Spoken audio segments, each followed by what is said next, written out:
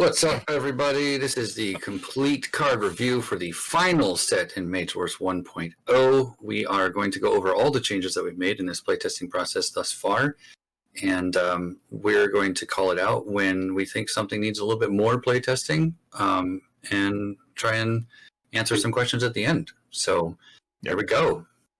Starting with Althea, the awesomest customer support person in the world, the noble influencer. Maybe we should make that a special ability, right? The dragon. Well, she has a special ability, and her special ability is you die. I was thinking like you get your Pretty package on much. time, and you get all the stuff you asked for, and the customer support's really good. Yeah, no changes here. This was a promo in the first release of Paladin versus Siren, and it is finally going to be widely available in a in-set print. In a real set. Yep. Only comments I have to make about this is a lot of people say it is pretty strong. If you haven't played against it, try it one or two times and then, see how you would counter it. And it actually gets easier on the fourth or fifth attempt. It takes a little bit of time to develop some tactics for that. The big thing is a flying armored dude. That's probably one of the least known things of how to fight right now. And this set has a couple of them, honestly. It's tough, but not unbeatable, in my opinion. Yeah, and there's a backdoor around it too. So yeah, with the cleric. Yeah. It's an age-old card. If you look on our YouTube, you'll see tons of uses of this card. Yep. Everybody tried to play a priest with Althea. So Alluring Orchid. This was actually an errata card. And this came out of a Druid Academy set. And one of the issues was that it was actually just incredibly strong for 3 mana. So what we did is we actually removed the regenerate trait. Yep. We also gave it the flame +2 to more arenaize it. Arenify, if you will. And also, instead of making this something where a minor creature has to attack it, for 3 mana, that was dealing a ton of rots out to a ton of different creatures, which was kind of ridiculous. It's if that creature wants to attack that enemy minor. Which made a big difference. It still is insane at controlling zones, especially the center zones for druids. But, for 3 mana, 1 spelling point, it's definitely still usable. It has its uses, but it's not broken for 3 mana. So question on this one. It does prevent minor creatures from counter-striking after guarding in a zone, doesn't it? The declaring attack, I believe when you do a counter-strike, you're not actually ever declaring it. But I could... Okay, so because the declares attack is at the very beginning of the whole attack phase, and Counter-Strike is one of those steps. So it makes it so you can do that, yeah. I would have to double-check that, but I'm pretty sure... Let's just put it this way. The intent, at least as it is to be able to Counter-Strike when you're guarding, and not to be able to attack something new. Yeah. So this is, if you are going to attack, you must attack the Orchid. If you're a minor creature. And that's if you're a minor creature, right. Yeah. So... yep, sounds good. That's definitely a change for the better, I think. Yeah, especially for the mana cost. And just for a note, there's actually a lot of there was a lot of issues with the Druid coming into this set, this whole playtesting period, where just a ton of cards came out of the Academy set that was just insane for an already mage that was considered top tier. So you might see a couple times that we talk about Druid. It's not because we hate the Druid; it's because we're trying to make her reasonable. Back in line with the rest of the cast and crew. Looks like we have the Force Master art card. Yep. So really quick, this set. Let's talk about our 3 goals here. You're going to talk about when we look at cards. We're going to say new cards, errata, and promo.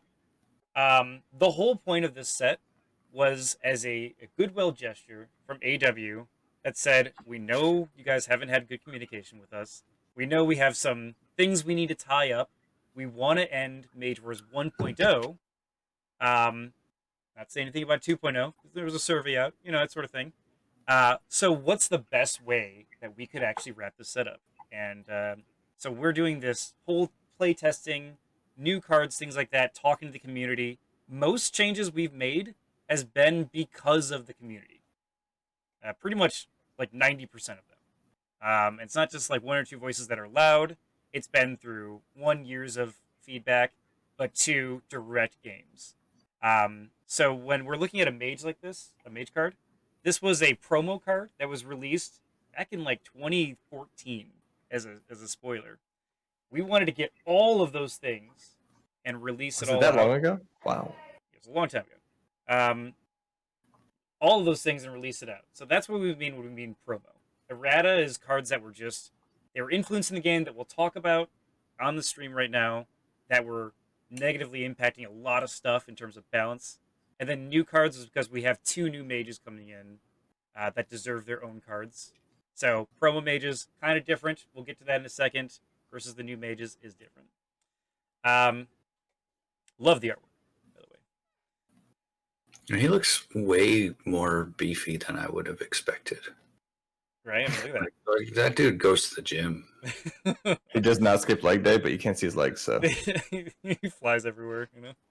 He He works does out with skip his leg day because limitation. he flies everywhere. You know? He does those presses. This is the new Super art for the alternate wizard, the Caesarian one. She's the academy headmaster. Time mage, that sort of thing. We'll get to her stats later, as in like really soon. So So you got a Wizard. standard 32 health, 10 channeling, 120 spellbook points, trained in arcane and air.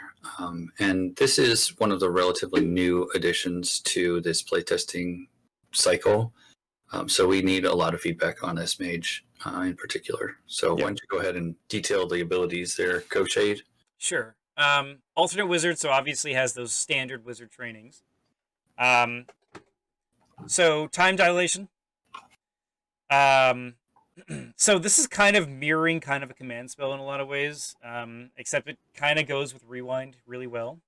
You use a quick spell, you spend a mana, which this is notoriously very hard to do to make work in games, and you target a creature.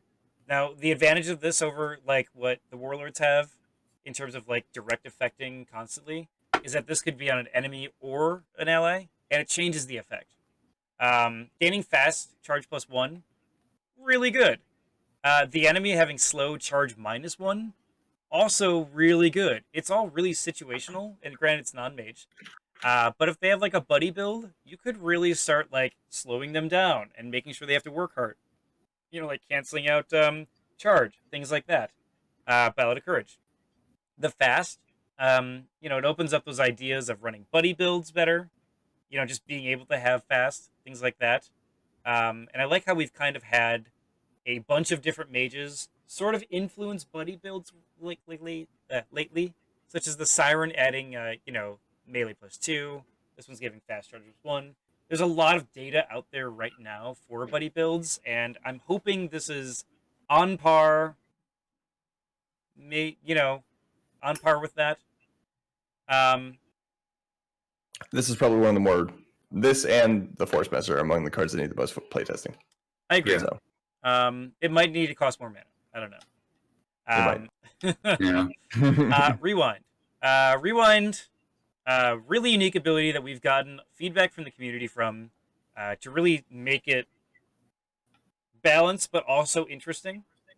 That is, during the upkeep phase, you choose a friendly creature and you place a token on it. By the way, I've been talking to them about getting tokens, and we might actually end up being able to do that. So it might not be a ready marker, but it's not decided yet. So this is during upkeep. So then both of you have a chance to plan around this. So what happens is, during the action phase, before that creature activates, you can pay mana equal to its level. Granted, this includes the mage. Keep that in mind. And during that action, they can't gain or lose markers or damage. So that means they can't take damage if they walk into a trap. They can't heal if they have vampirism. They can't lose their guards when they start. So they get to take normal actions however they want. And then after that activation, they go back to their original zone as it was. So they wouldn't lose their guard, things like that. And then at the end of the run, you remove the token. It's basically they move forward, do an action, move back, without anything really influencing them. So if they target a trap, it does get revealed. For all of you that use traps, if they trigger like all 3 of you. Yeah, like a That's redirect if they get an eye for an eye. You know, the tactics here are meant to be, this creature's meant to take damage right now because I'm expecting this to counter something they have. It's also pretty good against guards as like a standard thing, because they get a counter strike, then nothing happens, where they just rewind back and it's good. Um, as I said, it started out with a really interesting idea and it's honed into this, and I actually really like where it's at. Whether or not it needs to be, level +1, level +2, all sorts of all over the place.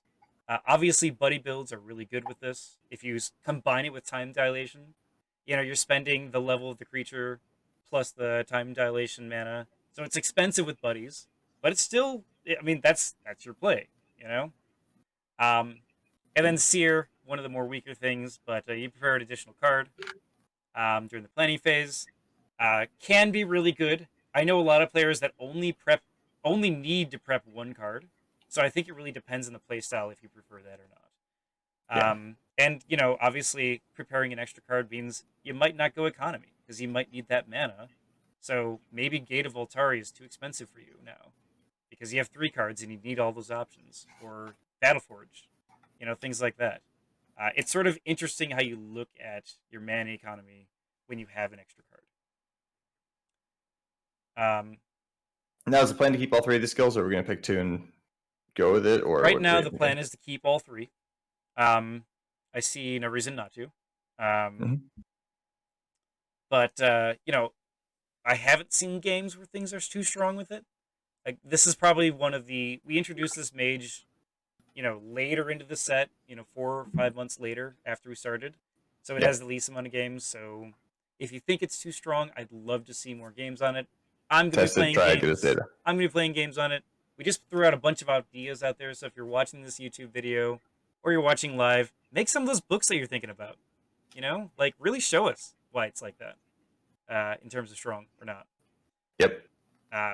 We probably have about 15 games so far.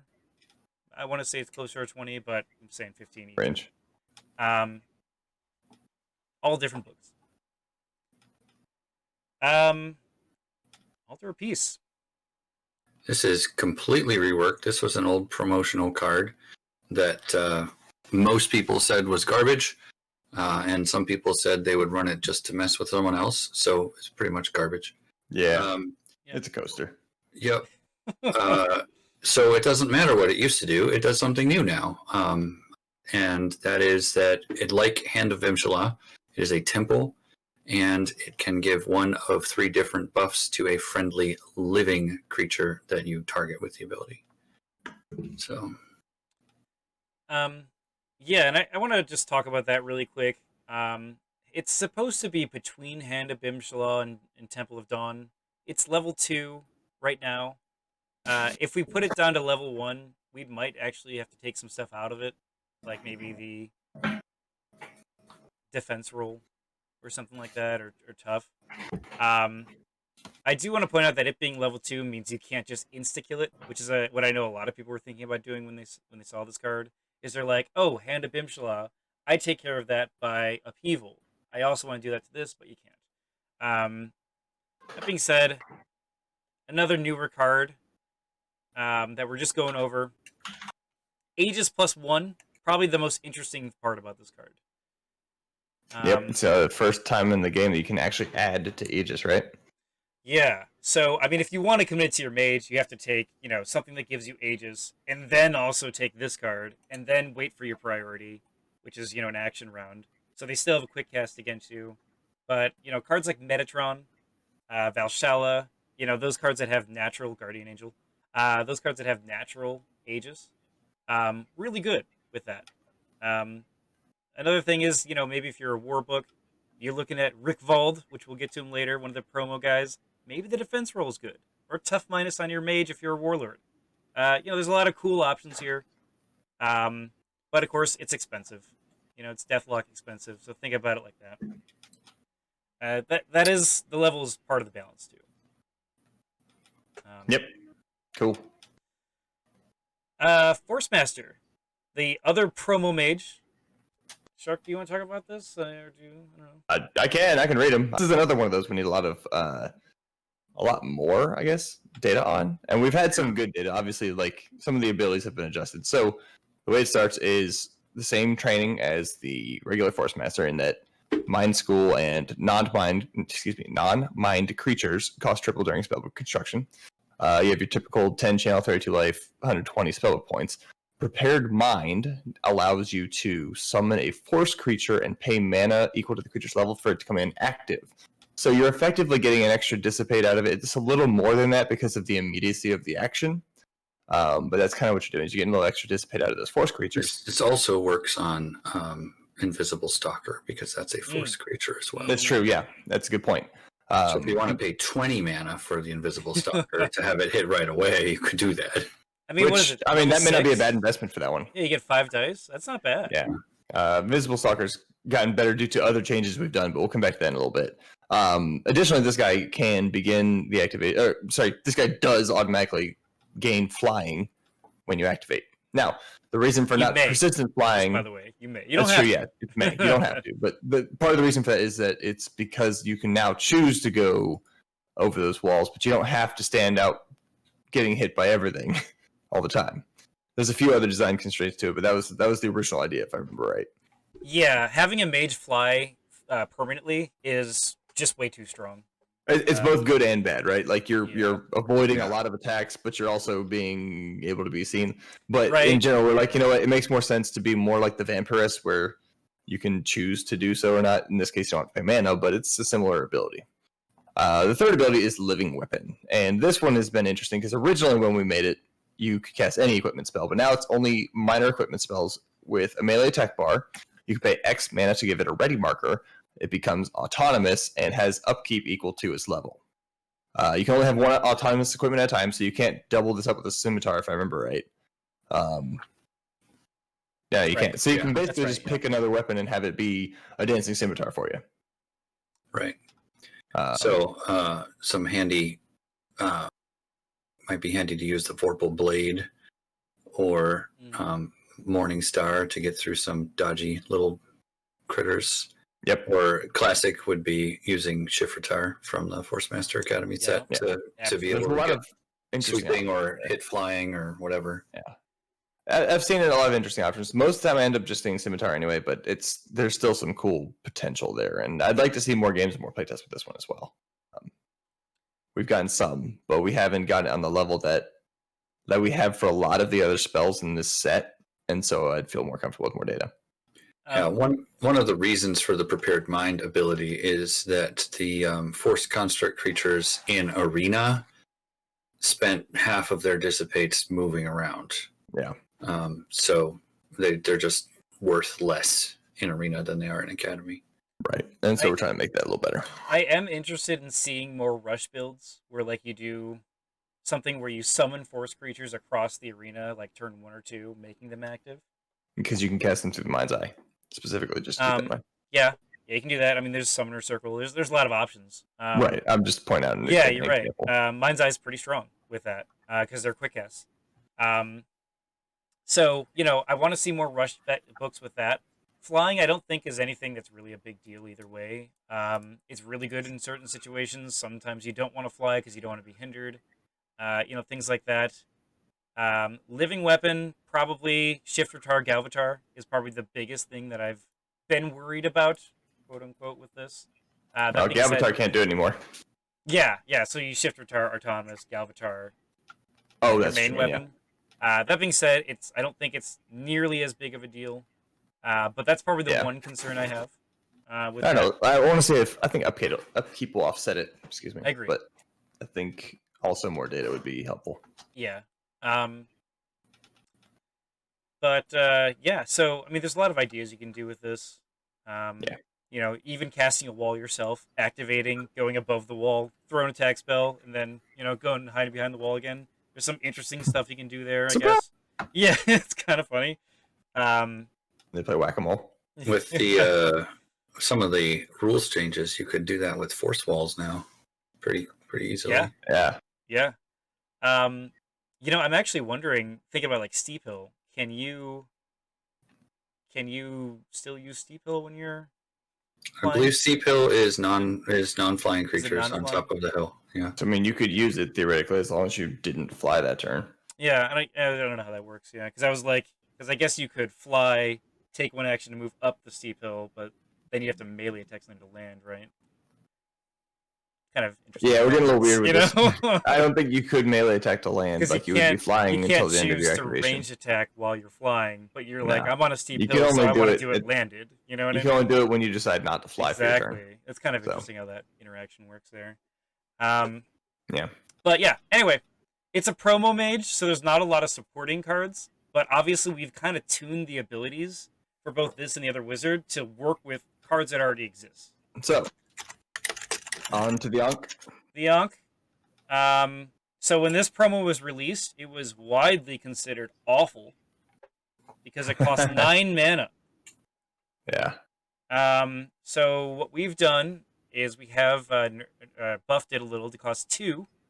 I think we added protection, but don't quote me on that. Might have already added that. But regardless, you know, Cassielle being able to cast it, things like that, important. We are buffing this, mainly because non-living needs more of those kind of counters. You know, when it comes to incorporeal stuff, we are buffing incorporeal, the ethereal trait, and how that works. So incorporeal HP is harder to kill. This sort of We've tones it nerfed down. ethereal, which effectively buffs incorporeal. Yeah. Just to be clear. There you go, Shark. No, We'll we're talk good. about that later. Yeah. But this is supposed to be another way that you can counter it if you're like, okay, well, I'm a nature mage. I've got nothing. This is supposed to be some sort of direct way of saying, okay, at least I could use this, get 1 or 2 damage. If it doesn't get dissolved, just keep going with it. Which, granted, if you're nature, they probably are trying to dissolve other stuff too. But you know, it's sort of one of those things that, you know, when the enemy non-living creature enters your zone, they take a damage. At the end of the mage's action, all of them take a damage in your zone. That's pretty damn strong. Substantial. Yeah. Especially against necromancers. Yep. Um, So it gives you a fighting chance against zombie swarm. mm-hmm. Again, I want to point out that forest creatures, absolutely. I want to point out that this card, we haven't seen a lot of people use it, and one of the reasons why we're doing this review set is because I want to say, look, this exists. It's not how you used to think it was. If people don't use it still, we might make it level 1. Honestly, I want people to use this rather than not. So whatever we have to do to buff it, I want to make sure it's there. Cool. On to the next one. Yeah. All right. On to Asto. Asto. This was a promo card. One of like the first promo cards, if I remember right. Yeah, it's an early one. That basically never got used. It was, I think, level 2 arcane and level 3 dark. The original is level 3 arcane, level 2 dark. Ah, there it is. I'm looking at it. I pulled it up in Octagon so I could see, so I could compare. What was the mana cost? Same mana cost. The big problem people had is that split school, and that split school kills a lot of creatures. And the armor life, is that the same too? Armor life are the same. Attacks look roughly the same. Everything else looks the same. The only thing we really changed seems to be the levels here, so that you don't get punished effectively for putting them in your book. We're not looking to make dead cards in this set. It's our last hurrah. You know, we really want to make this good. We've had a few games with it. Yeah, I mean, Asto's another one of those like decent 20 mana creatures, but I mean, he's better than he was because of the lowering of the cost to put in the book. He suffers from the same problem all the other 20 mana plus creatures cost. You know, it's tough to make them worth their mana, but yeah, he can be good in the right situations. Yeah, like how you deal with like a Dromelic, stuff like that. Same way of dealing with this guy. I mean, he is pretty good, honestly, in terms of what he does. I mean, having a ranged attack that's 0/1, you know, that's decent. Yeah, it's pretty tough for a flyer. So I don't know. If you guys think this is still too weak, I mean, I've seen a few games, so we're probably not going to change him too much. You know, we can talk about it, but I'm pretty sure he's done. He's probably done. Yeah. Oh, he's done. He's the Slayer. All right. Syrus Grace. It's another promo card, right? Yeah, this is a Yeah. Academy promo card that I believe That's right. was available at one convention in the UK, if I remember right. Yeah, it's not even an Something Octagon if I like remember that. right. Yeah. Or it's available in the final set, but it's not in the promo set for Octagon. Yeah, I know this is a really rare promo card to have. So basically, I mean, this is actually a really insane card if you know how to use your turns correctly. And that is, you just can't receive damage. It's Epic Holy Mage only for a reason. In the zone. So if someone thinks that you're gonna Syrus Grace for whatever reason, they can still push you out of it, or they can, explode, dissolve, whatever, things like that. Yep. But if your mage is taking a beating, or you really want to kill that deathlock and you don't want it to die, and you just want to get that creature there, this would be one of those. Okay, he's gonna live for a little while. Now, also Just point long out, enough. it's just creatures that don't take damage, so Conjuration still can, like your Temple. Yep. Not much to it other than that. Yeah, Cassielle can cast it. Pretty cool. Yep. Battle Meditation. By the way, we're going in alphabetical order, so if you want to check up on these cards, it's all in the Dropbox, and you can just find it based on that. It's also updated on Octagon, I believe, right now. Yeah. So. So Monk is one of the new cards, new mages kind of things we're doing in this set. Because it was promised a long time ago. It's in Academy. It clearly needed to be done.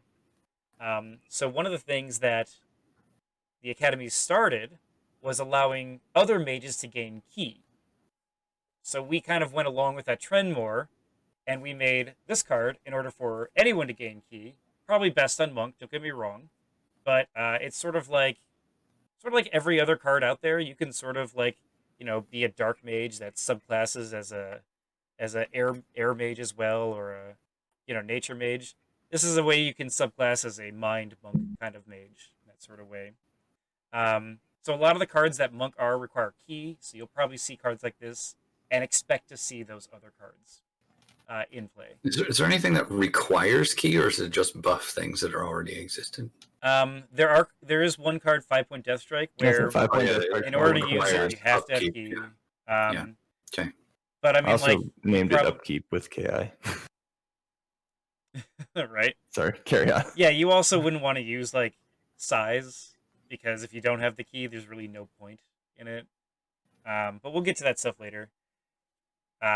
But yeah, so key is basically a resource. If you're familiar with the Academy, you already know this. If you basically generate key and other cards use that, obviously you're gaining 2 right off the bat, and then you can gain a maximum of 2 per round. Attacking into a guard probably guarantees that. But it's just a good supplement. Yeah, that's it. Yep, it's good. Yeah, I do like how it is very solo mage focused too, which is a monk thing, right? Yep. You only get the key when your mage is involved in a damage transaction. Yeah, this is a heavily liked card. Damage transaction, I like that. Yeah, people love this card. It's probably going to set the way it is. I don't see any reason to change it. We've had a lot of data on this one. Yeah. It got changed to once per round because of early stuff, but Yep. I think that's probably good. That was a little powerful. Yeah. Yeah, It turned out to be we've pretty made a good bunch of at that. changes. If you go back to the old dev diaries, you'll see some Yeah. of these older cards. On to Bind Spirit. Yeah. On to Bind Spirit. Did we change this at all? No, we didn't. This is straight up Upkeep. from the promo. Is it one more upkeep than it used to Nope. be before? No, It is the no, exact it's same. Exact same thing. All right. So it was So- good as a promo. It's good here, especially with the new incorporeal stuff. Yeah. So one of the things early on that was a big problem for people fighting the Elementalist was he had a lot of incorporeal things that just seemed too hard to take care of. And this card has existed the whole time, and we haven't seen a whole lot of people using it. And we just want to get some data on whether or not it's actually worth taking, or if it's too niche. And Yeah, we have seen some people start putting in their books after they... Okay, so basically, take something like Stormfront Elemental, which is a card that we're introducing later in the set. If you put that in any mage, it doesn't have to be the Elementalist, and someone doesn't think about that in terms of planning, Wind Elemental, actually a couple incorporeals in general, Like, it's sort of like, it doesn't counter them completely because they don't do enough damage to kill you, but it's a nuisance.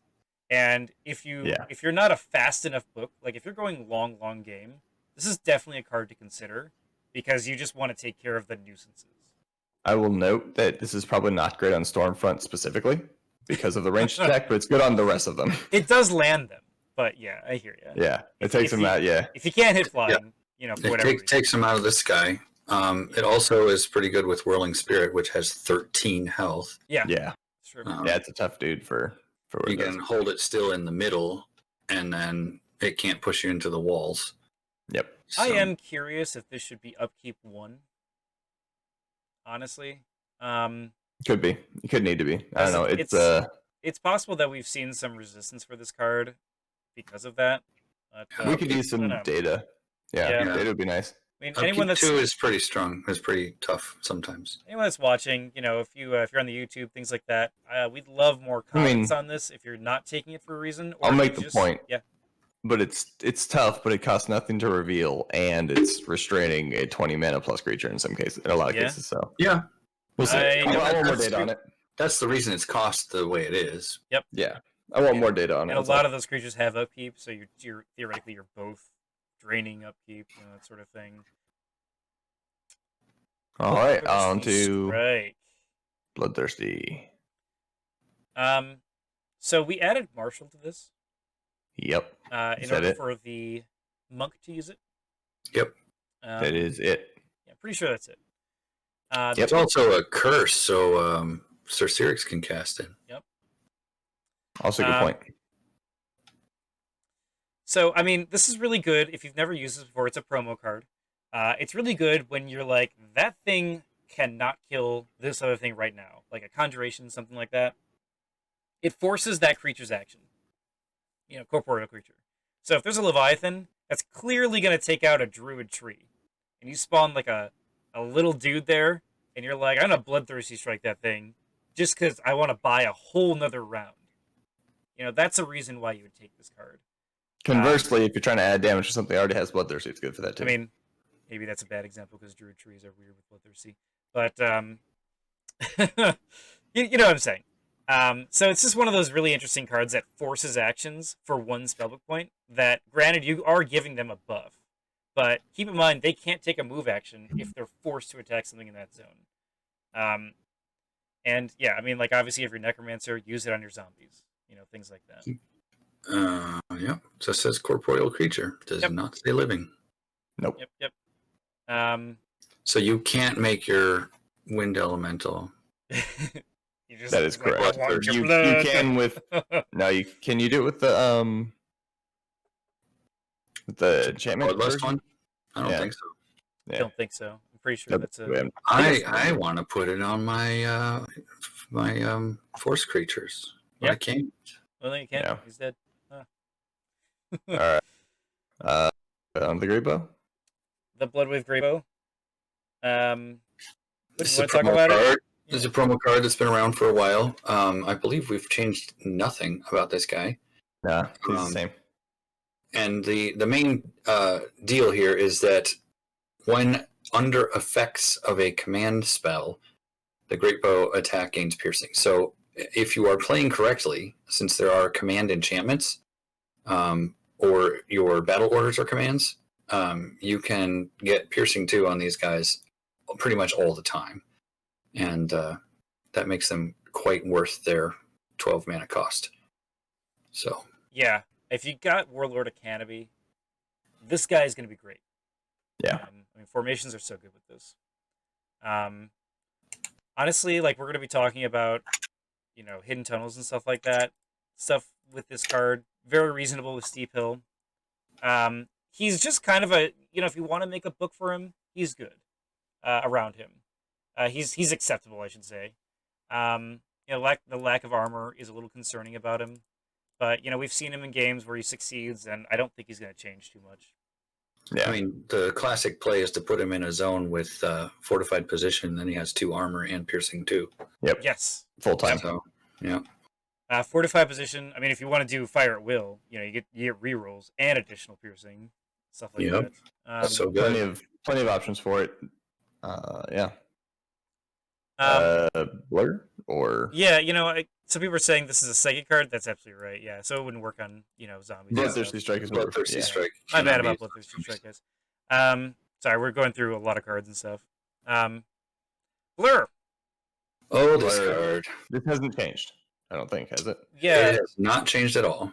The Oh, yes, it has. It's 2 to reveal, isn't it? It used to be 0 to reveal, didn't Oh, it? it used to be 0. Yeah, I didn't see it was 2. You're right. was it 0? It was 0.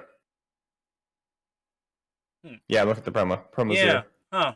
I don't know if we want to keep it at 0 or not, but I mean, it's been all over in terms of feedback. We've seen tournaments Yeah. where I actually don't know why we changed it to 2, but we've seen tournaments where this card basically lets you live 1 or 2 rounds, and then they get hit once and either pay a ridiculous amount of mana from there on, or just drop it. The ability to gain obscured, really useful against warlords.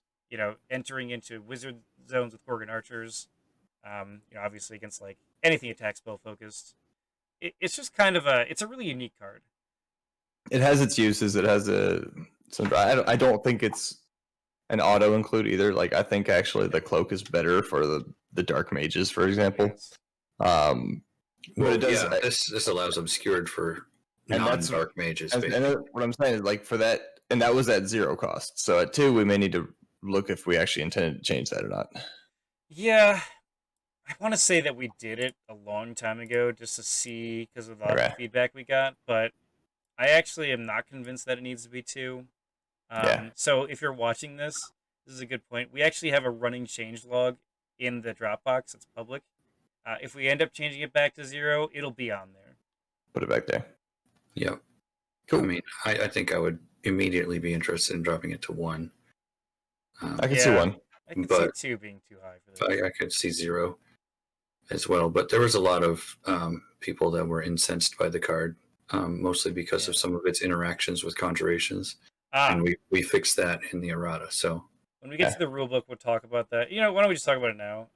Basically, if you have a conjuration, such as a ballista, Temple of Light, things like that, people were revealing this after they declared the attack with the thing, and then saying, now you can't hit me. And you use the tokens, or mana, things like that. That was actually a clarifying question, and we just decided to say you can't reveal this after they declare the attack with the ballista. Because that's just how we interpreted the rules, since it's an instant thing. So, it was kind of already there. We're just making sure that people know that's the decision. Because it's not supposed to be able to counter an attack. Bound Healing. This is another promo card for Academy. It's actually decent. You get 4 dice for 3 mana. It's decent because you get higher dice reward back, but it's not a lot of dice. So, I mean, compared to Minor Heal, I guess it's got limited use, but it has some interesting use cases. But it also hasn't changed at all since the promo. The art's perfect, right? If you have a paladin with some sort of friend, and it's just you two, you're probably both taking damage. So that's probably why you'd want to heal this. Yeah, I think it would be pretty good for a Beastmaster running joint strength also. Oh, yeah. That's a good point. Yep. I don't know. There's not a lot else to say about this one. If you have Ring of Healing, it would buff it by 1. And if you have the Paladin's Cloak, you can perhaps get two Valor off of it. Cassielle can cast it, of course. It does have... Is it per spell, or is it per healing event? I think on the Cloak. I'd have to go back and check it. Yeah. Don't you need like a... Don't quote me on that. Total amount of healing or something like that? I don't know. We'll check it later. Yeah, so, I mean, is this viable? I mean, yeah... I don't know if we're going to change too much, especially since this is Academy. Yeah. But, it's one of those things that if you're looking for low-cost stuff, here it is. Arguably, this should be Novice, honestly. It's close. It's similar enough to Mend, but not quite similar. Yeah. It's on the board. Is it a step up from Mend, I guess? I think 1 Novice heal is probably good enough. Yeah. Don't need any crazy Adrenaline like Warlocks surviving for more than 1 little healing spell. Somebody's a little bitter. It's just fun to bring it up every time. Yeah, because I that's was probably right better. and I suffered for it. I love it. I love it. That was your fault. That was Death's funny, Head though. Scorpion. Scorpion. I'll talk about this one. So this is a promo card that we've talked about or we've seen in tournaments since like ADMW1, I want to say. Maybe even before then. Back then, it was not an animal. It was just an insect, which scorpions are totally animals, just saying. So are insects, but, for some reason there's a clarification. And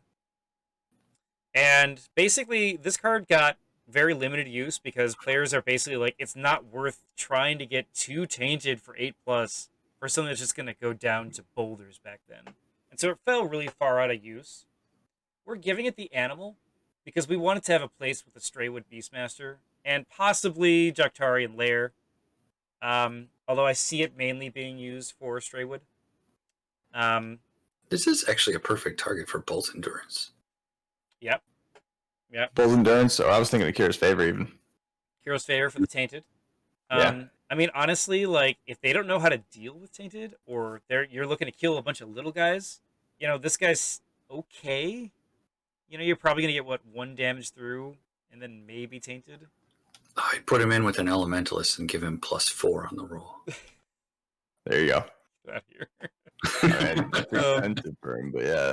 I think Something interesting. Is Elementalist friendly, or is it... I don't know. I think it's friendly. We'll find it in a couple find of it cards. Yeah, we're not that far from it. So, I mean, at least with a pet, he gets a +1 to both of these. When he's in a Straywood zone, it gets +2. And then the life boost and armor boost, of course, is good. So, I mean, that's kind of where he's sitting right now. Is he too strong then? I mean, you're paying, what is it, 13 mana then? Because it's level +1. Or 12 mana. So, I mean, it's one of those things where... that's probably good. He still has limited life. So, definitely do the joint strength on him. Try him out. His damage is still really low. So, that sort of thing. I like him, though, as a tank. Debilitate. All right. Debilitate. Is this a Dark Mage thing, or would the non-Dark Mage love to talk about this card? I mean, either one's fine. This thing was stupid before it got turned into epic. So now that it's epic, it's actually probably costed appropriately, but it's kind of like the idol, right? Except it's an enchantment and a curse, and there's a lot of benefits to this card. You can as get an it epic card back with the Craxian Crown Warlock. Yeah. So but so that's about it. There's Altar and Infernia, which is also level 2. And that's basically an arena wide. Everyone loses it. This one lets you focus on it, including the mage. And we made it epic and level 2 because it was just a lot of people were saying this is just too much. It was too much in its old incarnation. There are some serious saturation problems with enchantments in this game. If you have a bunch of enchantments in your book, there are only 6 dispels if people even take that many. Yeah, and there's a lot more ways to deal with it now, right? But you still, if you're spending your entire game getting rid of terrible enchantments, it's just you don't have any room in your book for other things. I think it's good as an epic, but one of the conversations we had when we were talking about this card originally, bringing it into the set, was that at the time nobody knew where melee attack spells were going to land, because you could buff it with key and melee plus at the time, and still can. And so one of the things we were against was making it epic, just because it counters that literally directly. But over time, we've noticed, the attempts for making the overpowered melee plus books, they just weren't there. They're actually strong competitive books, but I think they keep up in level with everyone else. So you will win games with those and without. And this card, I think, being epic, literally will counter that. But we didn't want to make it so it just 100% does. We didn't want it to be spammable. That's kind of a history of what we've discussed with this card in a lot of ways. Dig in. Oh, this is a minor change. Minor change is a card from Academy Warlord, and we just wanted to be very clear that the buff only applies to the zone in which Dig In exists. Yeah. This card Honestly, AEW had a docket of cards of errata that we needed to change, and this was one of those included. You know, it's like one of those, if we didn't want this card, I suppose we could push it not to, but I actually really think that this is an important card to make sure it specifies in the zone. Just because it's kind of crazy when you don't do that. Yep. So, I mean, there's just a lot of reasons. It's consistency as well. So. Yeah, exactly. All the formations are supposed to be in the zone. Speaking of consistency, how about the next one? Disciple Radiance. We're going to talk about this really fast. It's added once per round. It's been shown over time that if it's not once per round, it's overpowered and even maddening. So it's one of those things where, you know, it's been on the docket from AW. All the players agree. We're just making it once per round. It's still really good, by the way. You can still, at the end of the round, reveal an enchantment that has healing, do 6 damage, and then during upkeep or channeling, reveal an enchantment, deal 6 damage. It's still really good. You just can't insta-kill. So good. 12 free damage on anything, including incorporeal. Damn. Yep. Shark, you want to talk about that, Shark? This guy? The Dragonclaw, yeah. Yeah. So the Dragonclaw hasn't changed from the promo form as far as I can tell, but this guy's been a promo for a very long time as well. And hey, look, more animals for your Beastmasters. Long story short, there's a lot of interesting ways to play with this guy. He's fun. We've seen him in tournaments before because we've promos, and frankly, we think he's pretty good as is. Straightwood is obviously the way to use him. You know, use him with things like Bull's Endurance, anything to get that rage going. Anywhere. I've used him in Jaktari before. Does just fine. Jaktari is solid too. He's a pain in the butt, or he's a bigger threat as if you kind of ignore him. Or the worst thing to do is like sort of attack him. But yeah, he's such a beast. Yeah, he's got some good things to him. Ecomouse? I don't know when this promo came out or where it came from, but there was a crossover with level 99 for cross promotional items. And what game is this guy from though? I don't know. 99. It's not a game I've played. Anyway, Ecomouse is a promo, and because he's a promo, we're putting him in the game. This is just part of the requirement. We have to get all promo cards as official cards. So here we go. I think we might have buffed his life a little. I don't remember. Maybe we did. His life has gone up by 1. His life went up? Okay. And his piercing also went up by 1. His piercing went up? We did buff him because of feedback. I do want him usable. So if you guys think he's still too weak, we could consider buffing him more. The big thing about this guy is he has that 5-up dodge. You don't really want to give him armor. You know, he's sort of like, he's going to avoid those attacks or not. If they have Surging Wave, he's going to take damage. And it's I think the if he ends counter. up... Yeah, sorry. You know, he's elusive. You know, he's a lot of things that's very niche.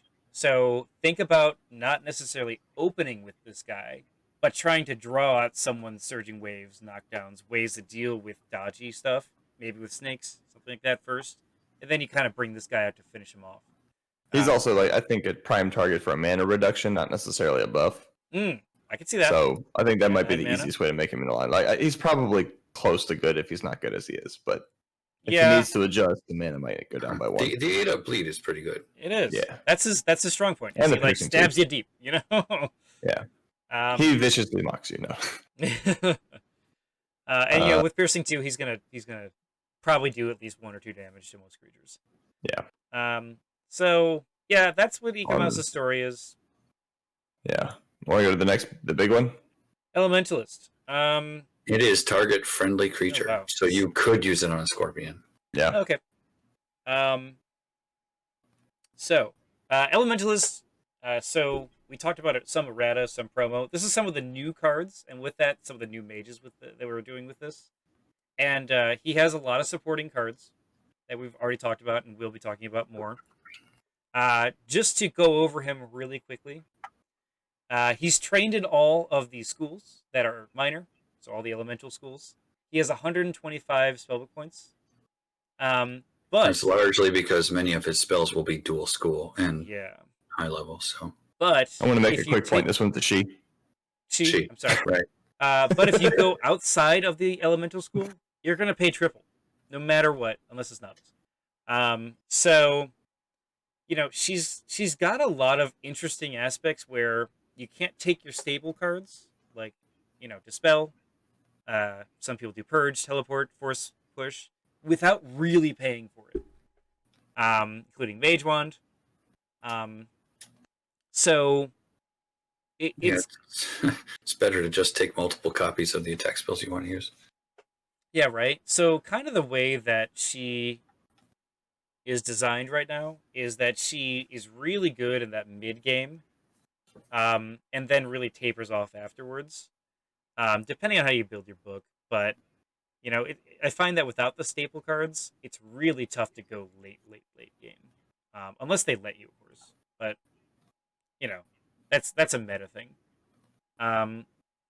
So the glyphs, since this is from Academy to Arena, and we really don't have a ton of options in terms of new cards, we're transferring over the glyph idea and making it arena-fied. So the basic idea is that when you cast a spell that has an elemental school, you flip the corresponding school's glyph, like a fire spell to a fire glyph, from inactive to active. And there's a number of spells out there that either require you to use that glyph, or you can use the innate ability from the Elementalist to use that glyph for something. So the way we've divided it is into offensive and defensive options. Air and Fire being offensive, where you pay 3 mana for one of the offensive ones to either get a +4 effect or the melee or range 2 trait for the attack. And then there's the defensive one, which is during the upkeep, you pay 2 mana. You can either gain 2 armor for the round or heal 2. So it makes sense in the sense when you think about it, if it's offensive, it's during the attack and it costs 3 mana. If it's defensive, it's during the upkeep phase, you pay 2. That's basically how those glyphs work. The actual glyphs themselves will have all the info in terms of costs on it. And the final, by the way, this has been through a lot of balancing. The Earth, for instance, was not used for a long time. So we decided to make it seem pretty strong. Obviously, using on the mage is important, but then you're out the glyph. Elemental Resonance, the other ability. So if you have an elemental sprite or golem creature, you basically can steal their attack bars if you target them. It's a friendly one. And then you can deal direct damage to either your Elementalist or that creature. And then you can steal that attack bar and use it for your own mage. So for instance, you have a Stormfront Elemental, or no, let's take something everyone knows right now. Let's take like the Iron Golem. He has a 6 melee die attack, and I think he's level 3. Yep. So you would. So if you could see your friendly Iron Golem, you target it, you spend 2 damage, steal that 6 die melee attack, and then punch quick something attack. with it. And it's quick attack. Yeah. So you copy the whole bar. And this has been a widely popular ability. We've gone through some other ones throughout testing. I love this ability. It's a lot of fun. So that's kind of the general gist of the Elementalist. I don't know if you guys have anything to add to it, but that's the whole idea. Just That for covers it pretty people well. trying this out, the damage that you have to deal can be done in any amounts between the 2 creatures. Mm-hmm. So you can split it for the Iron Golem example, 1 and 1, or Yep. 2 on either of the creatures. Yep. The Elementalist or the. And that matters because Elemental Mail. Hey. I planned it. We didn't. So this is a signature Elementalist card. It gives armor +1. Like many of the chess pieces, it also gives resistance. But the reason it's not +2 and 1 resistance is because the Elementalist is involved in all resistances. And in order to keep it at cost 8, we had to only give it 1 armor. Yeah. And it has minus to all of the elements, basically. The armor trait's supposed to be Except the for Earth acid. School. Right. Yes. Well, yeah, the Earth doesn't have a damage trait either. It's just That's what the armor's for. Yeah, that's Yep. the whole point. It's like it's supposed to be the Yep. Earth School. It does not have minus to acid. I'll just point out. It doesn't. And that right now is on purpose. If people really feel like it should, I don't mind adding it, but we're trying to avoid that. We probably will have to adjust the cost if we do that. Yeah, I don't think so. Be aware. Also, it allows you to gain the life bond trait with a friendly elemental that you choose each upkeep. You don't have to designate this when you cast the armor. You can choose it on a per upkeep basis, and you can either take damage from that elemental onto your mage or push damage from your mage onto the elemental golem or sprite. It's a golem or sprite. Don't forget that part. It's elemental golem or sprite. And the important thing about the life bond trait is it does not require living, and it goes through deathlock or finite life. So yeah, it's not technically healing. Right. Yeah, I want to point out that when you use this armor, you're probably taking it because of the life bond. Things like Dragon Scale, Storm Drake, stuff like that. The armor 2 is actually a big decision when you choose this one. So you're probably focusing on creatures if you're choosing this. Also, they cost 6. Yeah, exactly. That's a big deal as well. I often see this mail combined with some incorporeal stuff so that you can actually keep them around longer. Yep. So it's a really interesting card. I think it's pretty much landing where it's going to. But, it's possible Life Bond might need to be +1, but, I'm not sure if it's interesting at that point in time. But mostly I'm seeing that this card is pretty much done. Yeah. Also, the Latin fence quote. This is one of the cards that we had a, submission for, and I'm glad Latin fence gets to return in this one. Nice. Major props to Aaron, one of the prior Mage Wars designers, for, contributing a little bit for this. I love it. Elemental Drake. Elemental Drake. Yo. How's this guy changed? This guy's changed a lot. Yeah, we had like 4 versions. Don't worry about the old versions. Just go with this one. We've had like 4 versions of this. We've had a lot of feedback on all of them. We landed on this one. It's probably going to stay similar to this just because it's actually pretty good in terms of what it can do. So basically with Drake, I love the art, by the way. When you cast it, you assign a glyph to it, and your mage can use it as if it was on the mage himself. And the Drake can cast non-creature spells of that glyph. Yep. It has a decent attack. That glyph's cool. It's still really good in terms of a lot of other stuff. We had a lot of other interesting cards or ideas with this, but we decided to make this more simple because feedback was like, don't make it complicated. Yeah, it was a little too much on the beginning ones. We see if this card dies, you lose the glyph right now. That's probably the one thing that we'd consider changing if we want to lose the glyph or not. But right now what we're seeing is usually water. Actually, we see them all, but like, fireballs, dissolves, or boulders. Those are probably the big ones. I've seen some wave ones. Yeah, I mean, keep in mind you can cast enchantments and all the other stuff. There's a lot of stuff this guy can do in terms of familiar. So yeah, I just think Naya, but you can choose any minor scroll. Yeah. So I think the losing the rune currently feels like an appropriate cost, though we're open to other ideas. That's where I am with it. The fact that he can equip you, stuff like that. It is going with the trend that Arena followed, and that is familiars are supposed to be stronger. They can equip your mage. They can do that stuff. Yeah. Cool. So, yeah. This is the art of the Elementalist. Elementalist art, which is awesome. This is probably my favorite element. She's so much cooler looking than the Academy Elementalist. She looks so freaking badass, man. Where's the super version though? Come on, man.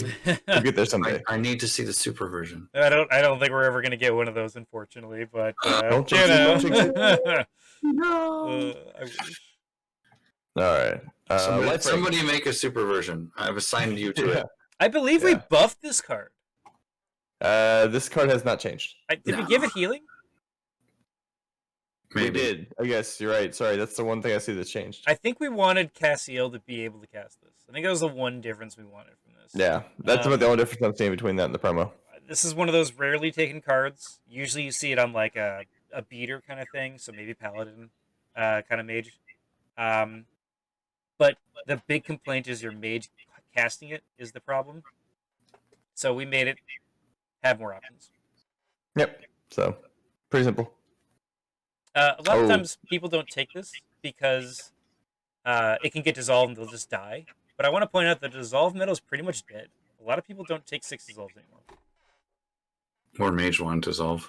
Or Mage One dissolve. Yeah, it's harder to do that now. Yeah. And there's enough other threats out that you have to kind of be a little more choosy with what you I get rid think of. the big reason is that there's a lot of good rings, and you might not have a spot for this ring. You know? Yeah, I mean, you could build around it, but it's not an auto include. That's really all there You can is to take it. 2 rings, which you rarely see. But you're right. Yeah, it's not an auto include. It's right where we want it to be. It's a choice to be done, but it doesn't have to be taken. So, do we want to talk about this one? Yeah, Puddin, do you want to do this? Because I know you're passionate Enchantment about this one. Transfusion. It's your favorite card. So the only thing that we changed on this is that it now has a trigger, which is only upon the destruction of a creature. Yeah. So the point of Enchantment Transfusion, as you can clearly see in the picture, is when one of your creatures dies that you've stacked a bunch of enchantments on, you get to save those enchantments by moving them to another creature. This card was originally able to pretty much interrupt anything in the world to transfer enchantments to anything else. Reverse attack. Inconsistently abuse the rules of Mage Wars. Reverse attack. Nullify. It caused so many on the design and playtester forums. There were so many questions related to this card. Yeah. And you had to design around it so many times. And you had to design cards to not, and you had to word them very specifically so that they did not interact with Enchantment Transfusion as it originally was. Yeah. So that this card is getting what it deserves. I want to point out that it also got a design problem. We don't need it to, but it also got around Nullify because you're technically not casting a new spell, so it would literally just send curses through it in a just really like curse bomb way. Also, I want to point out that since this card is changing, those older tactics aren't necessarily dead. In my opinion, you just have to like try a little bit harder and use the novice incantation shift enchantment, which that one gets targeted by Nullify. It will trigger it. You can't do it as a reaction in order to be like, oh, you're going to do an 8-die boulder on this guy? I'm going to transfer eye for an eye to him really quick. Like, you can't do those sorts of things with this anymore. But you can still do some of the other stuff in terms of, like, curse bombing and stuff like that. You just have to read your opponent that much more. So in my opinion, those strategies actually just like raise the skill ceiling. You could curse bomb something and then just blow it up yourself. Yeah, right. Exactly. Yeah, I guess you could like sacrificial altar or something like that to still get. Or sack altar. Yeah, I was just thinking throw a fireball at it, but yeah, that's weird. Like there is still that, but then you have to like spend the mana for that and the spell book points. So it takes a lot more. It is still more complex. And honestly, if they see the sack altar, they're gonna be like, okay, I see what you're doing. All right, shenanigans. Plus, you can't sack altar in the middle of an attack in order to transfer a reverse attack. Yeah, just to point that's true. It keeps it consistent with Mage Wars rules, which is really the important part. Yeah. Yep. So that's that. It's an errata card. Enchantment Transfusion headaches. Yeah. Definitely a headache for so many reasons. On to the next one. This one is just changed to strictly have a trigger now. This is an errata. So you used to be able to reveal it when you choose to. When you're attacked, you may choose to reveal it. Now it has to be revealed when you're attacked. Yep. Just to be more consistent. So they can throw a smaller creature at you and trigger it. So this requires now for your opponent to read it and know that they can do it, as opposed to what I saw before, where they read it and can't do anything. Yeah. This is the only card. I've never seen a draw game in my life in Mage Wars. I've seen people stop playing because, whatever. But this card made me see tons of draw games happening where they would wait for it and be like, oh, you're about to kill me? I'm about to kill you? Draw. And then it's the most unsatisfying finish. Oh, yeah. It is stupid. The errata is to prevent... The errata is needed. The old version to prevent draws from happening. And also to be like, okay... Now you don't have to worry about your bear constantly dying because you do. You just know about it ahead of time. It takes some more play around like block, reverse attack, same all the other ones we had. Exactly. Is it still usable? I still think you'd want to take 1 or 2 in a Holy Mage. It's just you can't manipulate it the way you used to. On to the next one. That card still makes me laugh because the Dramelech Warlock is not going to be upset that it's on fire. It's gonna burn herself and then be like, "Oh, take it back." There you go. Take it back. There you go. Oh, thanks for the burn. Here. It's so good. 5-point death strike. Yeah. So This is one of those cards that requires key if you really want to use it. I guess you could do 2 damage, but no, it's during upkeep. No, yeah, I guess you could. Wouldn't want to pay 5 mana. Yeah. So basically, it's a curse. So if you're a Raxian Crown getting key, you're already going out of school and paying a bunch of spellbook points. This is something you could use that key for. Dealing extra 2 damage around. It works on creatures. So you can cast it on Incorporeal. You can cast it on Undead. The idea is that it's a magic spell that's literally killing you through magic and martial arts. It's not supposed to do anything with living, like dying that way or anything like that. It's supposed to be just a secret technique that only the mage monks know. So, I mean, during upkeep, you pay a key or destroy it. So obviously, it's expensive. You're not going to take it otherwise. So, if you're going damage over time books, you're going to have to subclass for this. I think it's just a good card. We've seen a lot of good feedback on it. It works on mages, and to good effect. I don't see this changing too much. Nah, it's been pretty good the way I've seen it so far. Yeah, I mean, it's been pretty rough when you get it happen to you, but yeah, I'd like to point out that it has to be a melee attack from your mage, so you cannot cast a melee attack spell through a Mind's Eye and then reveal this. Yep. Because the Mind's Eye is doing the attacking. Yep, that is a good point. Yeah, I like this card. You should too. You should. I think it's a great card. On to Flame Strike. Flame Strike. Yeah, so this one's changed quite a bit actually. Flame Strike, Holy Strike, Lightning Strike. Those were all promos. One of the earlier promos. They all have the same change to them as well. I've probably done 10 tournaments where this has been an option, maybe more, to use, and I don't think I've ever seen it. That's because it sucked. In the old way. Yeah. It was a very expensive way to get something that wasn't great. Yeah. So we decided to buff it by, one, making it martial. I mean, we increased the cost, but, it's not a buff. But what we did is we allowed you to cast this on a creature, any creature, and that creature immediately makes a quick melee attack. Granted, it can't get melee plus, but this allows you to, let's just say you're fighting a druid. You're bad against druids. You prep this card, so when you have Allendale walk forward, let's just say, and buff himself a lot, you could also... Oh, actually, no, you wouldn't do it on Allendale. That was a terrible... Just put it on Grizzly. If you manage to lose 4 holy creatures and you're running Glorana, you could... She doesn't have a quick melee attack either. No, just give it to Grizzly Bear. Look, your Grizzly Bear still Grizzly Bear's easy. And it gets to attack during your quick cast. There you go. This is probably best to use with buddies. Yeah, honestly, it's good because of the attack during quick cast. It's also good because of the damage type, which there's now 3 to choose from. Yeah. These all do basically the same thing, but they add, instead of using 2 actions to do, now it only really takes 1 to make the actual attack. Yeah, exactly. It takes your quick spell. Excuse me. Yeah. So I mean, it's just a really solid card. The fact that it generates actions, you're basically trading actions for actions. We're pricing it at 5 right now, because very rarely do you see creatures do more than 5 dice. But if you have that golem, Leviathan, something like that, it's pretty solid because you get slightly ahead, in terms of dice versus mana. So yeah, I mean, super niche, very nice though. I'd love to see more feedback on all of these cards. Honestly, I haven't heard anyone say that's overpowered. I've used it in a few games, and honestly, it's very tough to make it work. That being said, try it out.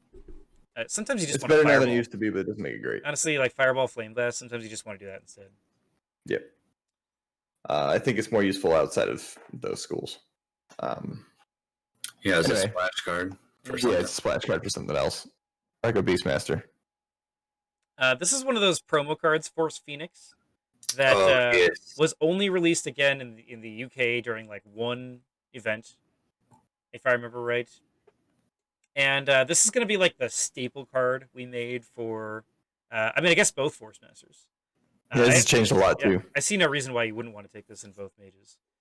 It gives you an infinite creature Yep. If you want to pay 7 mana every time it dies, which is nice in and of itself. But it also allows you to keep your other force construct creatures alive for longer, which, that's also helpful. Yeah, one of the complaints about the Force Master is spending mana late game. A lot of times Force Masters will end up with, 50 plus mana, and they're just like, well, I have nothing to spend on. And it's usually not because of spellbook points, or the way they build their book.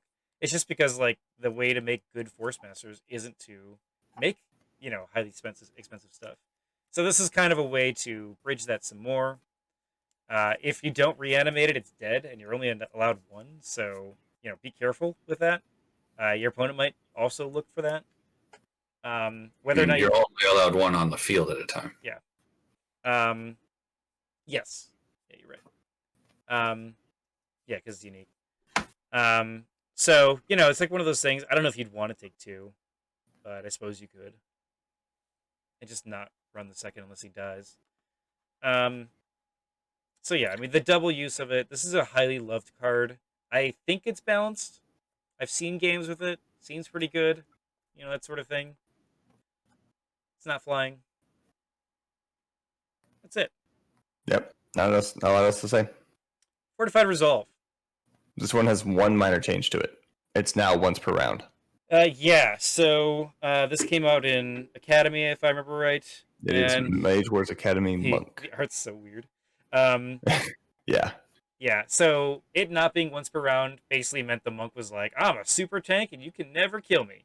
Yeah, so it's abusable as hell in Arena. We changed it to once per round because that's just the way it needs to be balanced, and that's where it's landing. Yep. It's a good card. It's. I don't see this changing. No, it's good where it is. We tested that a bunch earlier. I remember that one. Frost Elemental. Frost Elemental. Yeah. Did we change this guy? This guy's not. Yes. Yeah. So originally he didn't have the frost icon on his attack. His fist did not deal ice damage, so we wanted to make sure he did. And we also arena-fied him by giving him Flame +2. Yep. Yeah. But otherwise, he's the same card. And frankly, I've actually liked the games I've seen him in. Did we buff his life? No. We didn't. Okay, gotcha. Nope, it's the same. So Frost is something that was promised a long time ago from AW, and here is the fulfillment here. Frost is actually pretty strong. We've seen like probably about 30 games with Frost. From a lot of different players, and they either they win, lose, and really get close games a lot of times. I think honestly, as you look at some of the cards, we're talking about Frozen Tundra next, there's obvious synergies. Yeah. This is an and. Arguably, yes. This could be an or, but I'm not sure if we want to make it that. But I love the and. No, I love the and. I know what you mean. A lot of people do. But obviously wizards and sirens, they aren't necessarily frost mages, so that's why we're also keeping it like that. Keep in mind your elementalist can steal this attack, can buff its D12 with his air element or air glyph. Yep, which you activate by casting it. Yep. So he's just kind of a fun. The frost as you go through the cards, it's fun. Try it out, make a book out of it. It's just neat. It's a little less. It's a little more spiky in its effectiveness. Well, yeah, let's talk about this really quick. Than some of the others. We'll get to the frost or the frost rule later when we talk about rules. But melting 2 basically means this creature takes 2 damage a round. Just takes it. So that's why his life is so high. Yep. And he's still. I mean, even with melting, he's actually fairly tanky still. Yeah. So. Yeah, he is. The point is that he's a 15 mana cost creature, so we want to get that value out of that at the very least. And it's really good in using it in combination with the next card, actually. Yeah. Frozen Tundra. Yeah. This went through a bunch of iterations, mainly for clarity, and we wanted it to sync a lot more with other stuff. In the end, we were just like, we should simplify this because it's already a complex game. Basically, if you're going Frost, you probably want to consider this. Yeah. Non-Frost auditors get Frost +1, extra dice, extra effects on that, and you require a full action to leave the zone. So they're going to take time. So if you take the teleports, force pushes, just bring them back. It's so expensive to leave this. During the upkeep phase, You get rid, or I'm sorry, during the upkeep phase, if you have freeze conditions on you, you take direct damage. So that's actually insane. It's a way that freeze can actually continue doing damage. And then finally, objects in the zone don't have melting, so that frost elemental that was taking 2 damage around isn't anymore. There's a bunch of other cards out there that has melting. Not a bunch, but there are other cards, not just creatures, that have melting. Also good with this. If you see a frost mage, they're probably going to be focusing on frozen tundra zones, because there's a really good way to kind of sync that all up. So that's the whole point. I'm hoping this terrain is good enough, because terrains have, historically been okay, and we want to make sure this is good. Yep. All right. Nice. Next one. Gorgonz Spear Thrower was a promo card in the original Academy game, the base set, and now it's live. It's been buffed as well. Do we buff it by 1 health or something? 1 life and 1 dice. Oh, Yep. okay. Well, it only did 2 dice. Jeez. Yeah, we buffed it a little bit. We think it's on par now. It's probably going to land like this. It's got the best subtypes of everybody. It's actually reasonable to use. Honestly, it's totally is. Useless. It doesn't have good subtypes, It but it's doesn't good have- everywhere. I think it's actually pretty good. Yeah, it doesn't have the poison type, which arguably it should, but Fine the way it is. Harmonize. We buffed Harmonize. this. Yep. Harmonize just turned it into a song. That's it. The community for a long time said Siren's really weak. The song is supposed to give it buffs. Look into why that happens, mainly the shell, why it's good. But there are other reasons. But Harmonize is just supposed to be, how can we help Siren more? It was requested from so many players, it would be a shame not to put this in. Yep. Hard to grab a core. This is a promo card. Yep. It's now cheaper. Yeah. Cheaper. It was never That's used. it, right? It was never used. It used to be legendary warlord only. So we removed Oh, I both of forgot about that. those because it was just, there was no point in making it like that. Arguably, this card is good with the new Force Master because it has a melee attack bar. It is minor, so then you would get a ranged attack spell or range attack with autonomous, which is kind of interesting. Or +2 versus conjurations, 6 die attack. Yeah. That's pretty awesome. Which Yeah. is pretty good. Is this card usable now? I don't know. A lot of people say they don't want to use it still. So I don't know if we're gonna buff it or not. It's just a promo card. I'd like to make it better if we can, if it needs it, but I'm not convinced it needs it. Yep, we'll see. Hidden Tunnels. Oh man. This one's changed a lot. This has changed a bit. Check the targeting first. Yep. So this is another promo card. It used to target a zone and just link you to another zone, I think within 2. Yeah. A lot of complaints about the warlord is the barracks is a little weak. So what we've done is we've used this promo to try and buff barracks warlord by letting it target an outpost. I think we lowered the mana cost. Anyway, I think we might have buffed. The mana cost is lowered by 2. We might have buffed the life. I don't remember. The life is the same. Although you wouldn't really attack this. You'd attack the conjuration. Yeah, because it gives innate life +3 to whatever it's attached to. So, yeah. So the barracks stuck. gets +3 life. Yeah, or whatever you cast it on. Barracks or whatever outpost, yeah. So right now what it allows you to do is take a single move action and basically, it's not teleporting, but it's very similar in the sense that, you can't remove like a Tangle Vine, but you do just go directly to that zone. So if you have like a steep hill with like a watchtower, and then you have a barracks behind it in an outpost range, you could summon a dude, have him run up there, and chill out. You can summon like reinforcements to run up to the line, like Panzer Guards to guard, things like that. I'm not exactly convinced this is strong enough to make barracks more viable. I am open to other buffs if people don't think it is.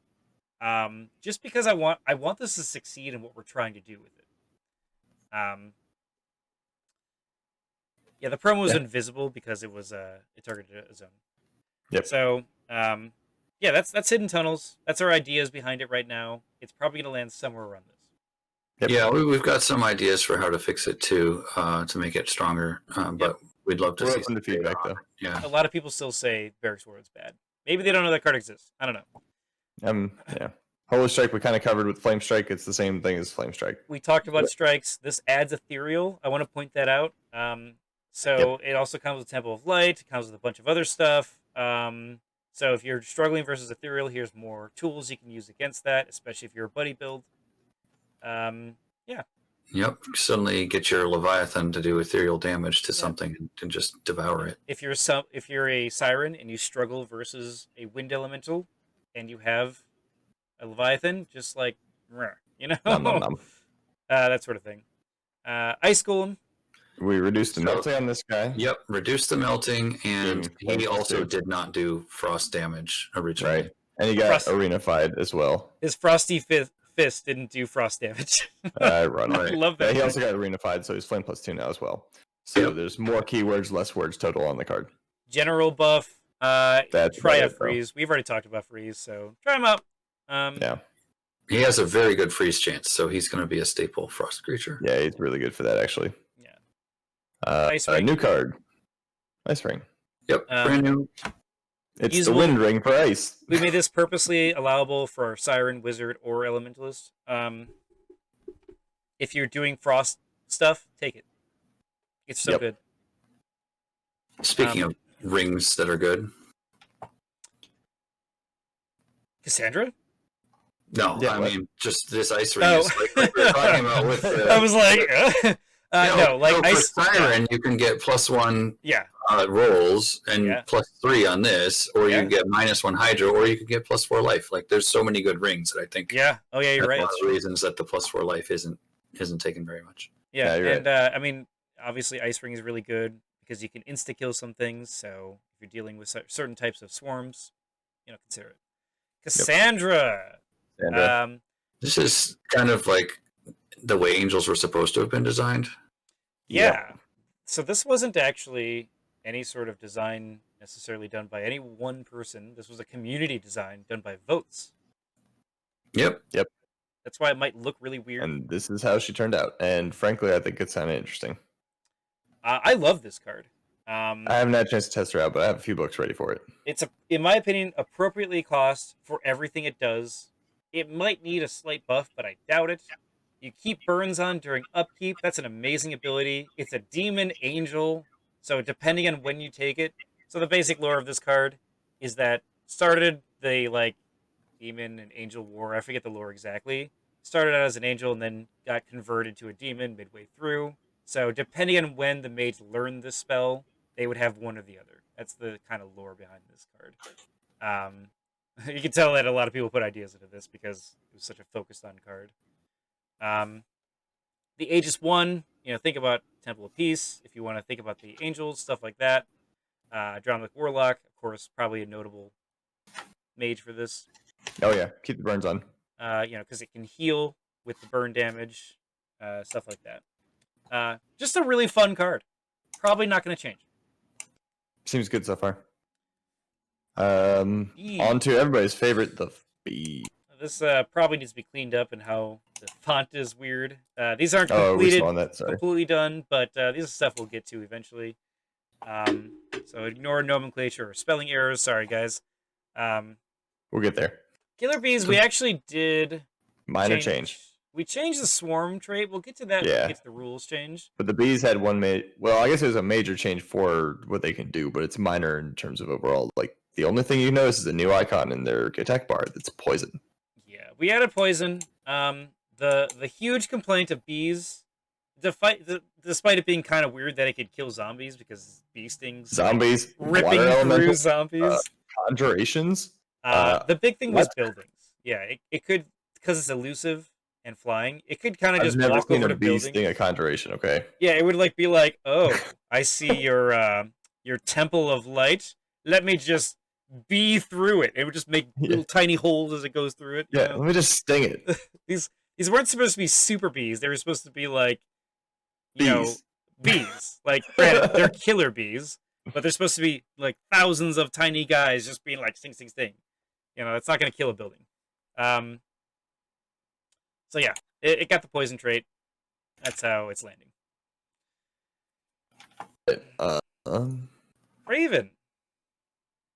Yeah, this is an Academy promo card. And Improved him a little bit. yeah, we gave him regenerate and Took off warlock only, and Yeah. gave him K9. So theoretically, K9. you could use this with a Beastmaster and a Red Claw if you wanted to. I think a lot of people complain about the old werewolf, Gorin, I think his name was. Yeah, Gorin and Craven are friends, and that yeah, they don't right. do anything. So we wanted to make this werewolf something people like. You know, it's a level 2 spell. If for 9 mana, 1 armor, 11 life is decent. 2 dice, piercing 2. Eh. Yeah, we'll see what he does. Like But- it's a super thirsty with him too. But obviously against living creatures, gaining 2 additional dice. Big buff. Suddenly he becomes good. The regen 1 trait is also okay. It's actually pretty good. Yeah, I would say that his stats, as far as survivability goes, are very similar to Timberwolf in that way. Yeah, they're similar and Yeah. similar cost too. So. I'm curious if people want to use him now. Him not being a demon, of course, affects a lot of weird books. It's just kind of a weird card. He works with Pentagram. Yeah, it's a weird middle ground. So, you know, we haven't seen a lot of games with him, mainly because I think everyone remembers the old one and discarded the idea. But maybe now he's good. Probably. Leather helmet. This is an old promo. I actually Hasn't had changed. to dig this up because I spent a week looking up all the promos because it wasn't necessarily all in one nice little folder because there was 6 or 7 years of promo cards, and I found this card on eBay. Someone just selling it, and I was like, this card exists. And then I dug through old form stuff when this card was released as a promo. It's insane how like old this is like a first Mage Wars set getting released promo card. Yep. And then I Old managed school. to find the art and all the info through like the AW means. So it's not unexpected. A leather helmet, very simple. If you take other leather, consider taking it out for this because helmets are kind of rare. Yeah, that's it. All right, Leviathan. I don't think we've changed him, have we? I don't think so. All right. Yeah, he has not been changed yet. This guy's been around Nope. since 2015. He is, as in a one of promo. my opinion. Well, I guess up until recently, one of the only prior to this set, the only good 20+ mana creature. Yeah. He's been in a lot of tournaments, and he doesn't always win. He's countered by everything that buddies are. Like blind, chant of rage, things like that. So unless they're countering it, then you have a game of that way. It becomes interesting. If you let it walk up and kill you and then say it's too strong, you're not playing against him right. Just saying. Because he's meant to do that. He's meant to be the I walk him do towards what he's you. good at. If He's you gonna just walk all let over you. me, I'm going to win. One of the things I'd like to point out when people are fighting against this guy is that it says enemy non-mage, non-aquatic creatures. So your mage cannot be restrained by this guy. Yeah. Yep. It's a big deal because he's slow. Yeah. That being said, he's really good at killing conjurations, stuff like that. He's good at killing everything. Honestly, I love this guy. I've lost and won games with him, and I've beaten and lost games against him. I think he's I think fine he's the way good for the he price. is. Yeah, he's good for the price. If you don't Lightning believe Beetle? that, Oh. please give us more games. We have literally like 100 games on him, so it's We gonna have be a lot hard of to data on convince this us. guy. But It's gonna be really hard, but I believe, mean, please do. if there's a thing that we just missed, let us know. It's fine. Yeah. We'll see. I think he's very efficient. He's Timberwolf, Grizzly Bear, Leviathan. I Like agree. that's kind of. So if you're going to take a level 5 creature, Leviathan is a good bet. Well, I mean, it Like also Flame gets Strikes. much harder to take large, high-level creatures out of school. So I mean, Yeah. Yeah, it's limited by that too. Not saying you can't, just saying it's tougher. Lightning I'm Beetle. just saying. Yeah, Lightning Beetle suffers Lightning from Beetle. the dual school problem as well. Yeah, we've seen him in a but few. now he's an animal. Yeah, we've seen him in a few games. We decided to give him the animal trait because if you don't know, beetles are more animals, not insects, because they don't really fit I mean, the insects are insect animals. criteria. I know. For some reason, this game they decided not Yeah. to say it, but you know what I'm saying. We got it. Beetles are actually really interesting creatures if you don't know anything about them. But the fact is, this is a giant beetle, so that's why he has like 7 life and 4 armor and stuff like that. As you can see, the sword here, that's an Ekermouth sword. He is just a solid creature. If you make him a pet, similar to the scorpion, He's actually pretty fun. His day's stun chance is ridiculous. He activates your glyph. He does. Yeah, he Costs would. a lot of points, but he's good. Yeah, Costs you 7 spellbook would points. probably put Yeah. him in a Straywood if I were to use him, but yeah. I was going to throw him in Magic Tari at some point. Tari works too. Lightning Strike, like the Same Flame thing as the other Strike, ones. Holy Strike Yep. does that, but Lightning Style, Ethereal as well. If you're struggling versus Ethereal, consider this card. Living Armor. This was a card in Druid Academy, and we found that in Arena it was quite strong with the other tricks that the Druid had.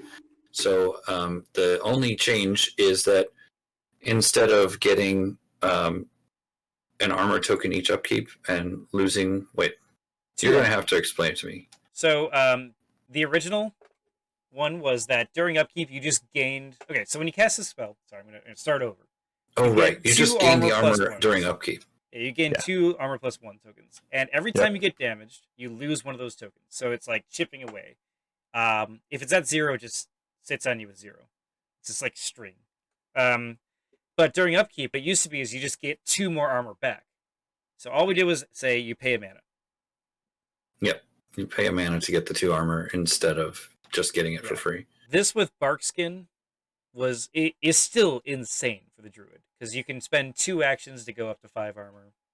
Regen 2. And it's pretty crazy. We meant to make this similar to Barkskin where you pay mana to make sure you can keep it going. So at the very least, if you do that combo, you're paying, I think it's 3 mana a round. Yep. 3 mana per round. Granted, if you take damage. But that's still really good for 5 armor for 2 actions. Yeah. Mage One. All right. Then next, and my favorite change of the entire set. Yeah, I gotta agree with you on that. Mage One is now epic. That's it. No other things. Mage One is epic. You know, this is mainly done because we've seen a lot of games that go 4+ hours because they spend about 2.5 hours Mage One battling with dissolves, and then it ends with one of them having healing on a wand, and then going, well, I guess I can heal the end, and then that's how it ends. Also, there have been instances, like in tournaments on our YouTube, where both players look at each other with Mage One heals, no dissolves, and they go, we can only punch each other. So we're going to heal for 8, or was it 8 dice, I think, 7 dice? Yeah. While punching each other for 3. We're going to be here for the next 20 years. Yeah. You know? Yeah. It will never end. So we decided to make Mage One epic. Because, it also helps reduce a lot of other problems. Like, it fundamentally broke the game because of things like now the dissolves matter. Like, you can run 6 still. However, 6 is less than you would have gotten with the old Mage One rules. Right? Yep. You could run that thing infinitely. So equipment means something now. Really nice. Dispels are no longer unlimited. So enchantment, like it just changes the game. It really does. And it makes it better. In my opinion, we made a more robust long game that's actually more interesting because you don't have just the one tactic anymore. It's a lot of different things you do now. And overall, like something like steal equipment, you could steal this from someone else, and now you have 2 Mage One options, which is kind of interesting to think about. And hilarious. You know, like it opens up more options that you wouldn't have done before. That maybe it's worth the spellbook points now. So really good change in my opinion. I don't think anyone disagrees with this, just because of game balance. Yep. It fundamentally broke how the game was balanced, and now we've brought it back. I think a lot of people's books need to be changed, but that's okay. Yeah, those are all old books. Mana Vampirism. Hey, that hasn't changed. That's still the same promo. This has been a promo for, I mean, look at the art. This is clearly like first edition, you know, like of the core set art. And this hasn't changed since then either. I'm looking at the original promo. This is all the same stats, I think. So yeah. A lot of players that aren't exposed to this look at this now and they're like, oh, maybe I could use this on my monk. Maybe I could use this on a bunch of other things. Yeah, go for it. Honestly, we've seen good stuff with this. It's a solid card, but it also isn't too strong. So, you know, do it. Also, if this is on a triple strike creature, you'll still only get 1 mana, right? I believe Mana Transfer says the first strike. Okay. Yep, I believe it does too. But I do want to point out, if you have something like Flame Strike, it can combo really well to give you a discount. Because of transfer. Yep. Martial Mastery. This is an errata. You The guys, original one was just nuts. you guys in your testing, we were having Martial Mastery buff monks that would walk in, double meteorite, getting +1 to both. I forgot about that. Which, if you don't know some of the tactics, as a monk, you could Meditation Amulet. You can still do this. Meditation Amulet, double Thought Spore, and then with meteorites or boulders, whatever you want to do, send them forward and just double meditate and be like, "Now you die," you know, that sort of thing. It's still really fun. We decided to balance this out, so things like tsunami, like area effect spells. It just affects the much smaller range of spells like it's originally supposed to. It's supposed to affect monk stuff, so it does that. Now it affects monk stuff. Yeah. I love the testing we get for monk still. There was just ridiculous ideas people had when you added an extra action, and it's still surprising to me what people come up with.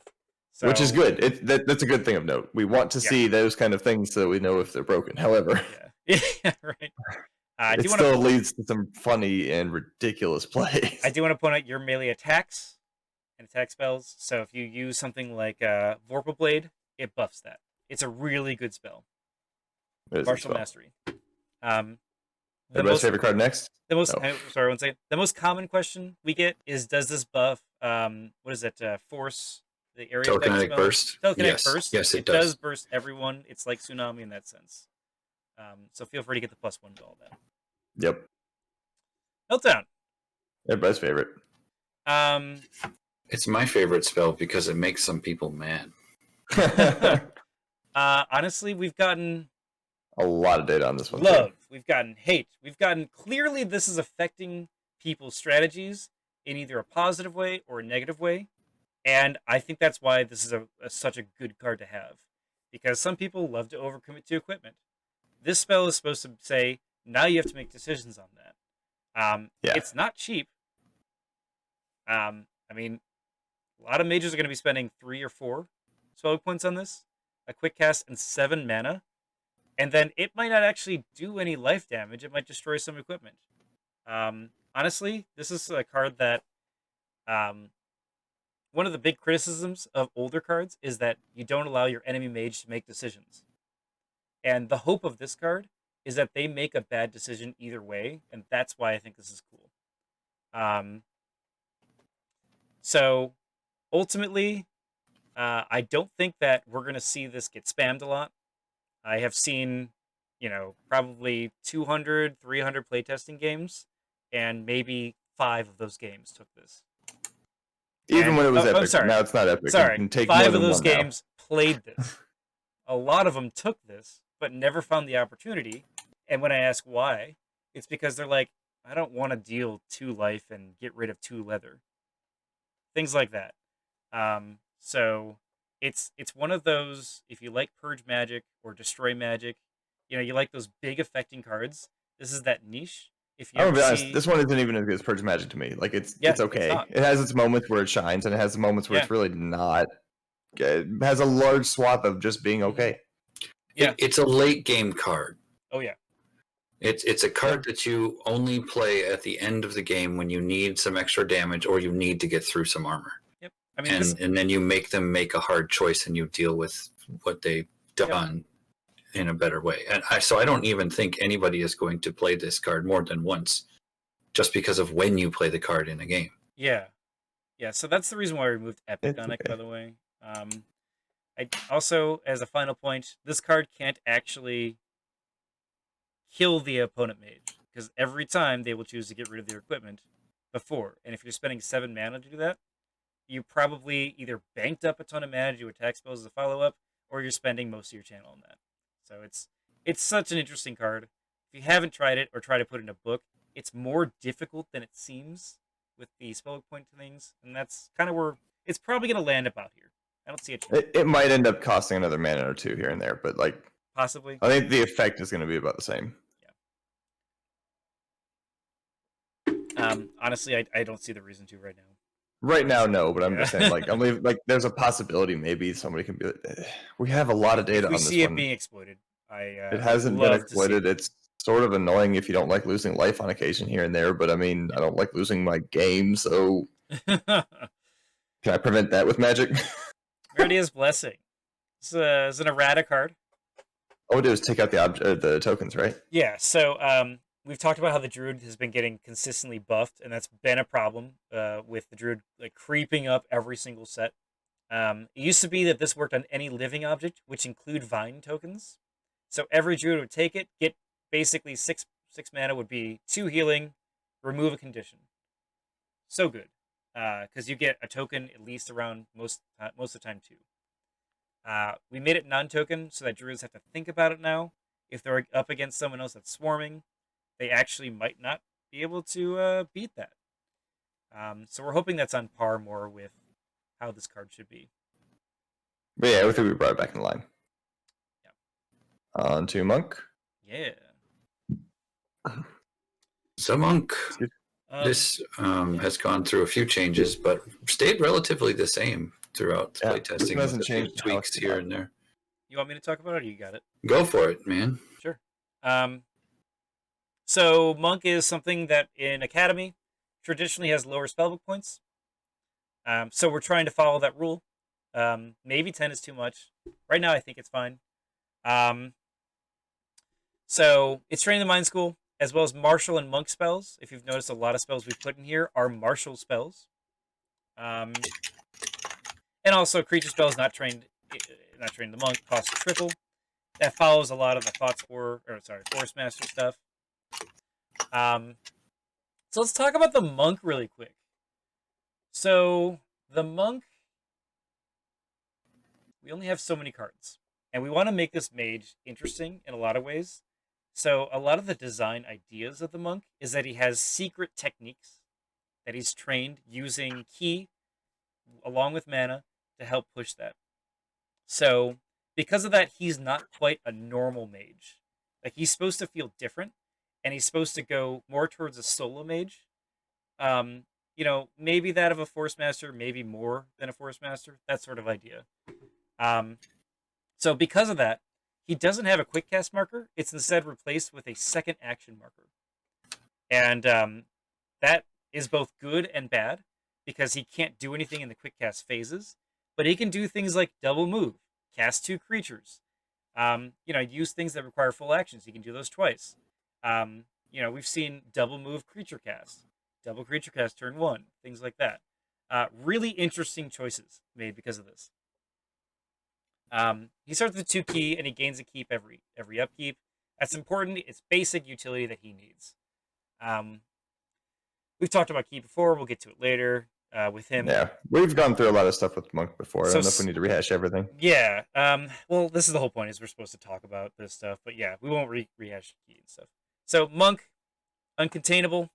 Why do we do that? Things like Tanglevine, Tar Trap, Force Hold, that has killed the solo mage.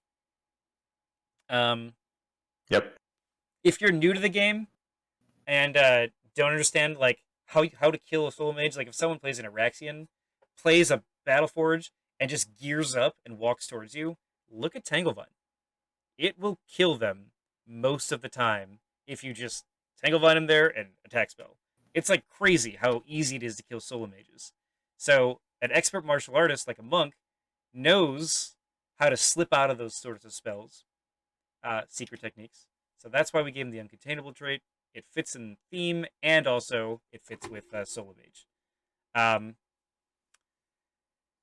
Right, and that's largely because we don't have the ability to give him a bunch of survival cards. Yeah. We had to build something of a solo mage's survival into the Monk's inherent stat card. Yep. So this seemed to be the most elegant way to do it. So he's kind of a weird mage, right? All equipment and revealed enchantments attached to the Monk that the Monk's not trained in gets the upkeep +1 trait. Weird, right? So if he wants to give himself Rhino Hide, it now is upkeep 1. If someone wants to curse him, that has upkeep +1. This is a really important aspect because it both defends him, but also is kind of a hindrance in weird ways. And this is a big balancing thing for him because he's so limited in actions. Oftentimes with solo mages, you get out action pretty quickly. This is supposed to help with that. And we've gotten a lot of positive stuff about that. Also, he can't gain the melee X trait. Having 2 actions, he you can't get a bear strength and get +4 around. Yeah, that's like just game balance. It's a balance thing. I mean, consider it how you will. I mean, if you want to put into theme, he has things where he uses his key to turn into critical. He's obviously using his strength differently than just brute force bashing. It's more of like a refined technique. If you want to put into theme. Let's talk about parry.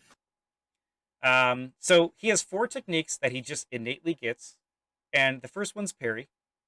And basically, when he gets targeted by a melee attack, he can just, as a defense, prevent it. He just prevents it. He only gains 1 key a turn. This costs 3, so consider it that way. Follow up. Whenever he gets melee attacked, he can spend 2 key and counterattack. He like generates actions through this. Again, a big solo mage thing. Generating actions. Strike through. If he gets melee, if he's rolling melee damage, such as like that curse sword that does 5 dice, vampiric, he can spend 4 key and make it all crit damage. So instead of having melee plus X, he's now doing crit.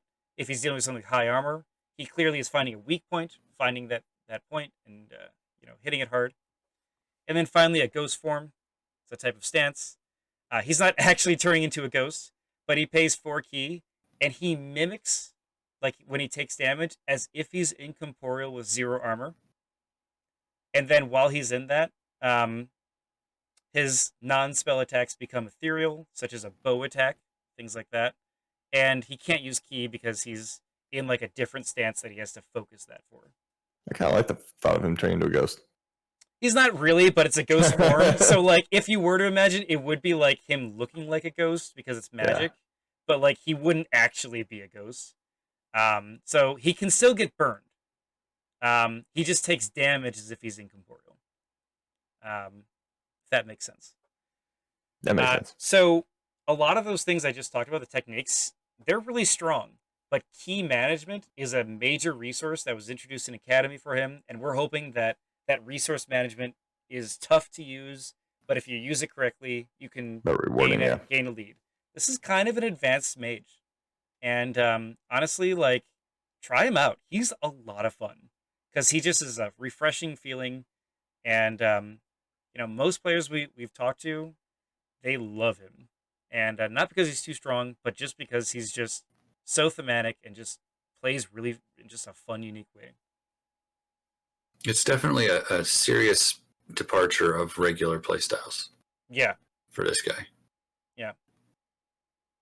That's Monk. Yep. Here's his picture. That's a Monk. Yep.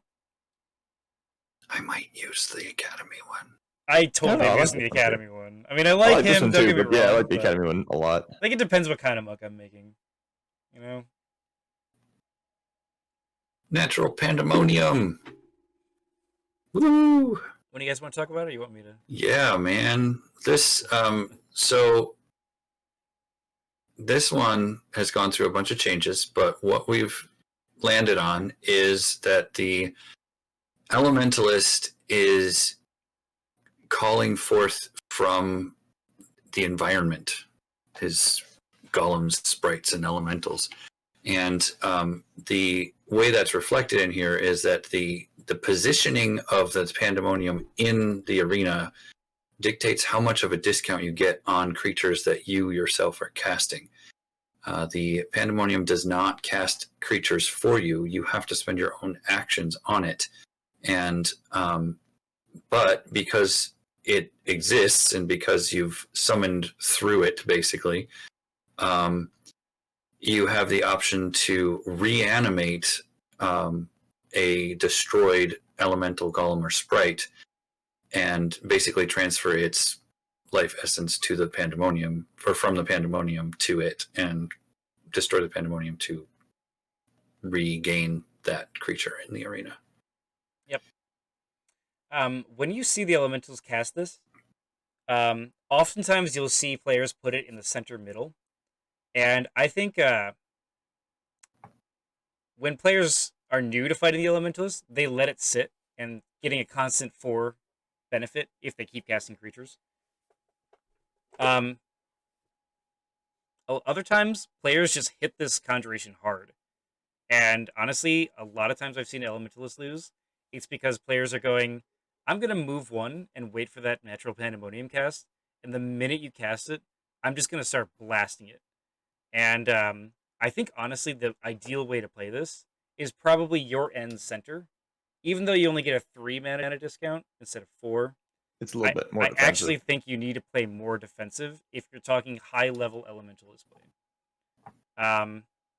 It's gone through a lot of iterations. Is it possible this needs to be nerfed a little more? Maybe, but I doubt it. You do have to spend a minimum of 1 mana to cast something.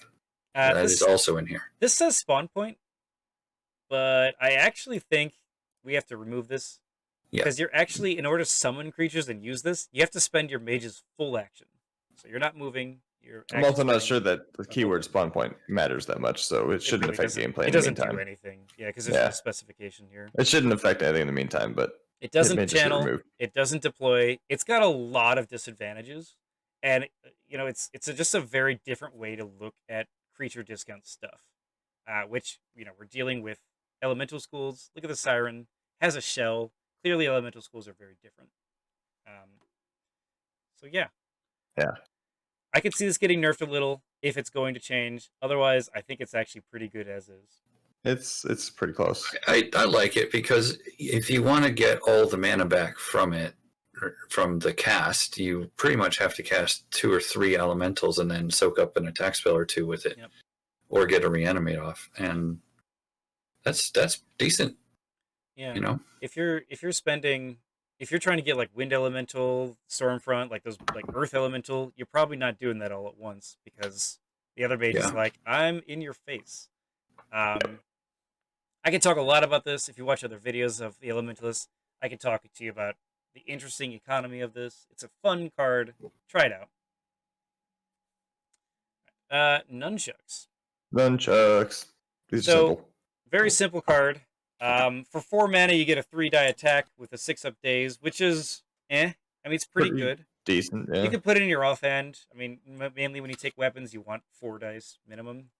The big thing is that if you declare a melee attack, not quick strike, but a melee attack, you can pay a key and gain additional die. The whole point of this is that basically, if you have like an offhand, or if you have like a Lash of Hellfire, for instance, and you have nunchucks equipped because it can go in your shield slot, you can go as a monk, use that lash, pay a key, gain additional die, maybe a Vampiricon, things like that. It's really fun to buff other spells, their attacks. It's just kind of a solid card that is useful for the monk and a lot of other cards. This does not work with autonomous things, right? No, because it says when you declare it. And autonomous says it's separate. Just want to clarify for the folks at home. Yep. Paralyzing Strike. Another fun one everybody loves. Yeah, Paralyzing Strike. Cool. It's a martial spell. It's a melee attack one.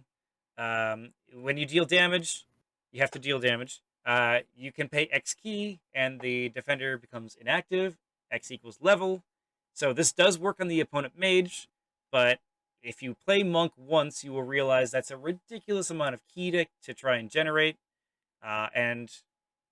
Honestly, you make him inactive. It's tough to keep that up. Yeah, you make him inactive, but honestly, it's much better, in my opinion, to parry or do something else. Mainly, this is good against buddy builds, honestly. Yeah. It's still expensive, don't get me wrong.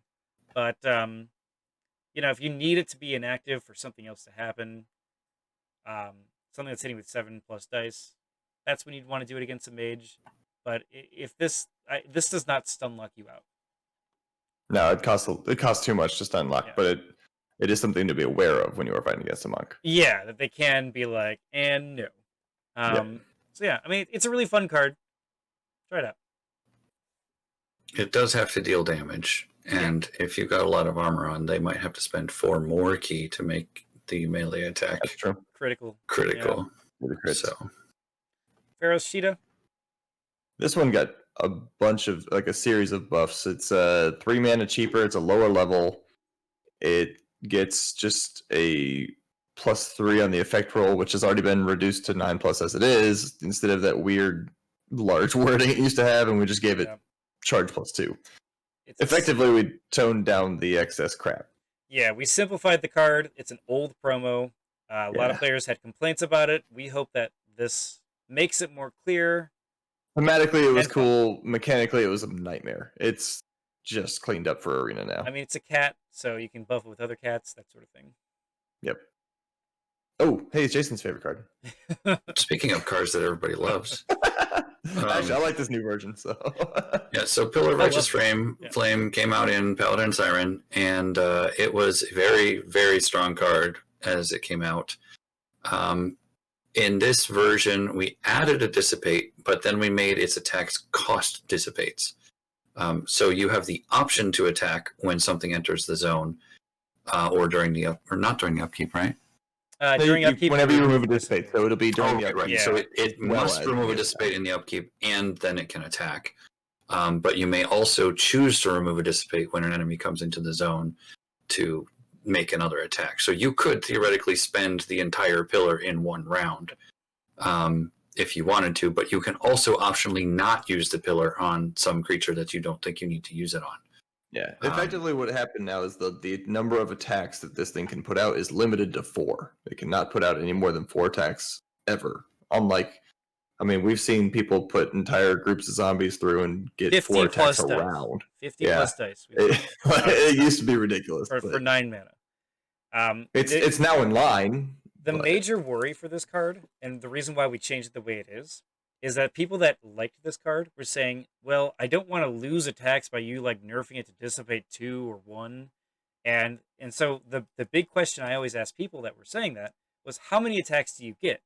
And they said, usually 4 max. And so I said, why don't we make it 4 max so that if you're unhappy with it being nerfed, it's still getting what you would get anyway. And you still get the same options, but now it's just reined in terms of maximum damage. And I think that makes everyone happy that had issues with it on both sides of if it needs nerfs or not. And this is one of the cards that needed a nerf the most. Like, because in certain abuse cases, it was bad. In certain average cases, obviously, it was about 4 attacks. It still works in that average way, in every way that you want it to. Yep. Press attack, we talked about the formations. It works in only one zone now, not the reline. Done. Yep. Reinforce? Reinforce. This is an old promo that's been around for a long time. It is completely unchanged. Yeah, it's been used moderately. Honestly, does it deserve a buff? Probably. I don't really want to change it unless people really feel passionate about it after watching this video. I think it's probably fine as is. I think it's probably fine. I don't know. I could see 2 and 2, but yeah, maybe. I get it. Yeah, I mean it's borderline good, right? Yeah. The problem is it takes an action, and you could be getting another conjuration out, or I think it depends how important the conjuration is, right? So it's really good for like your Deathlock that's epic, or your Barracks that's also. We are talking about Barracks. If we wanted to buff Barracks more, consider this maybe, and maybe we need to buff it because of that. Maybe when it targets an outpost, it gets a discount. I don't know. I mean, maybe just make it 2/2, but make it a command spell so Gurmash can cast it. If you guys are watching, it's actually not a bad idea. You build this up. I mean, honestly, if you guys are watching this video from YouTube, things like that, let us know. Ring of Healing. I think we buffed this. I'm trying. We gave it protection. We let Cassielle cast it. I think that's it. That's healing for an object. Something is different. I think it's the same. You're right. The way it lines, the way the words line up is different, and that's probably the wrong font or something. It's a good ring. I mean, honestly, like this is something we talk about for a long time. But honestly, use it with your mage that wants to heal. If you do cast it off Cassielle, be careful because it's only when your mage casts it. So it's a little questionable in how you want to use this. This is when you would use healing charms. Yep. Because Cassielle can cast them, and then you can reveal them, and you can have the Ring of Asira discount. That's a good point. And get an extra healing off of it. Yeah. I I mean, Yep. arguably also considered disciple books, which we talked about earlier with this, things like that. Yep. Ritual Or Paladin of Cloak. Paladin Oh, Cloak. my favorite card. Oh yeah, you won a tournament with this, Yeah, didn't you? let's have Shark do this. Oh man, yeah. So I'm not a big fan of the old ritual. The new ritual's better. It's probably good where it is. I don't know. Most of the data suggests it's probably good. I don't think we need too many tweaks to it. But the new stuff is we've arenafied it, so it's got the mage cast keyword. Instead of taking 2 damage to gain the mana, you now lose 2 life, and you can only cast it once per round. So I don't know that people were doing it too many times before that, but I mean, this way here we prevent it from being 2 in a round. And you can't use a non-mage creature to take the 2 life. That's the big change. You have to lose. Oh, that's right. Yeah, that's right. Your mage has to lose 2 life. Before the actual card, you could just nullify with regenerate or with Dorcius or whatever. That was a huge problem because it clearly was the best thing you could do in this game. It wasn't interesting when people did it. It wasn't unique. It was just like, oh, you're just mana ramping to win, you know? Which, granted, mana ramping is interesting. That's why we're making it cost 2 life, because it's a committed thing. Yeah, there's a real cost to it now. So is it still usable? Absolutely. It makes your mage more vulnerable. So if they notice you're massing Ritual of Collects, then they're going to go, I need to kill you now, and now they can. Yeah, I don't think it's nearly as abusable as it had been in 2019. You know, this is like Leviathan, like we talked earlier. If they don't do anything about it and just sit in a corner and wait, like, they're going to mana ramp you to death. They're just going to win because they have more stuff. You know, it's that whole, like, paper beats rock, but 10 rocks beat paper. Like, that's if you let it sit, it's gonna just win. That's a good way to put it. Yeah. Anyway. Yeah. Sai is similar to the Chucks. Like Chucks, 4 mana for 3 die piercing 1. That's not really that great. Honestly, you wouldn't take it just for this.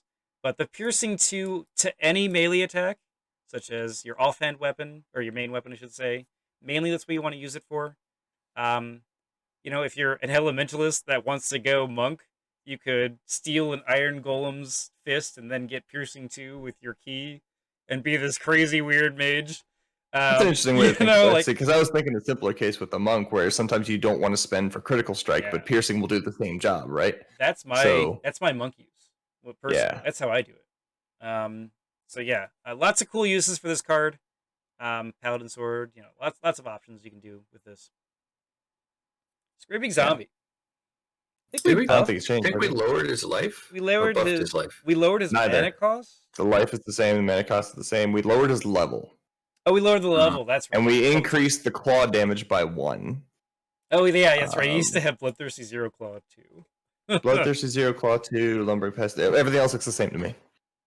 I have them up on the other screen. So I appreciate it. I mean, is he more interesting now? Yes. Ethereal Seeping, Unavoidable Critical Damage. Obviously, it's a psychic attack. It's a weird card, but it could be interesting in certain cases, right? I kind of wish we didn't have a card. This is a promo card.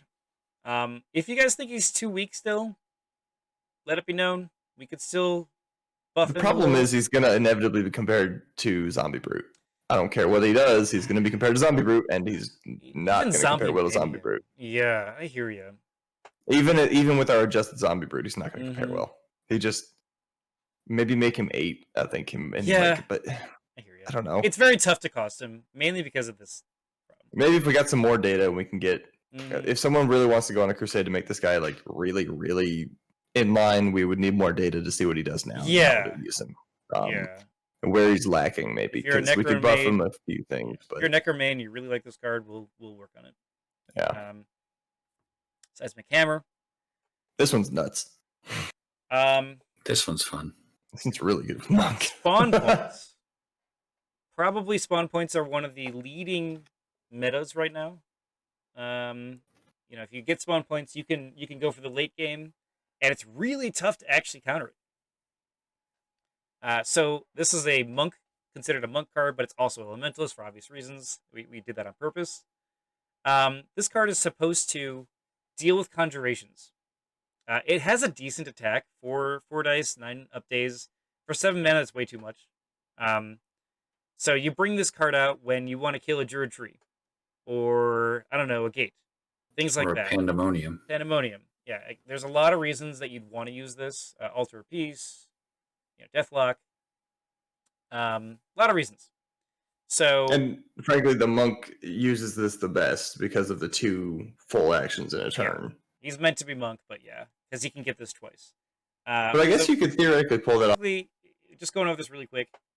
As a full action, you target a conjuration that's range 0 to 1, and you push your mage towards that conjuration.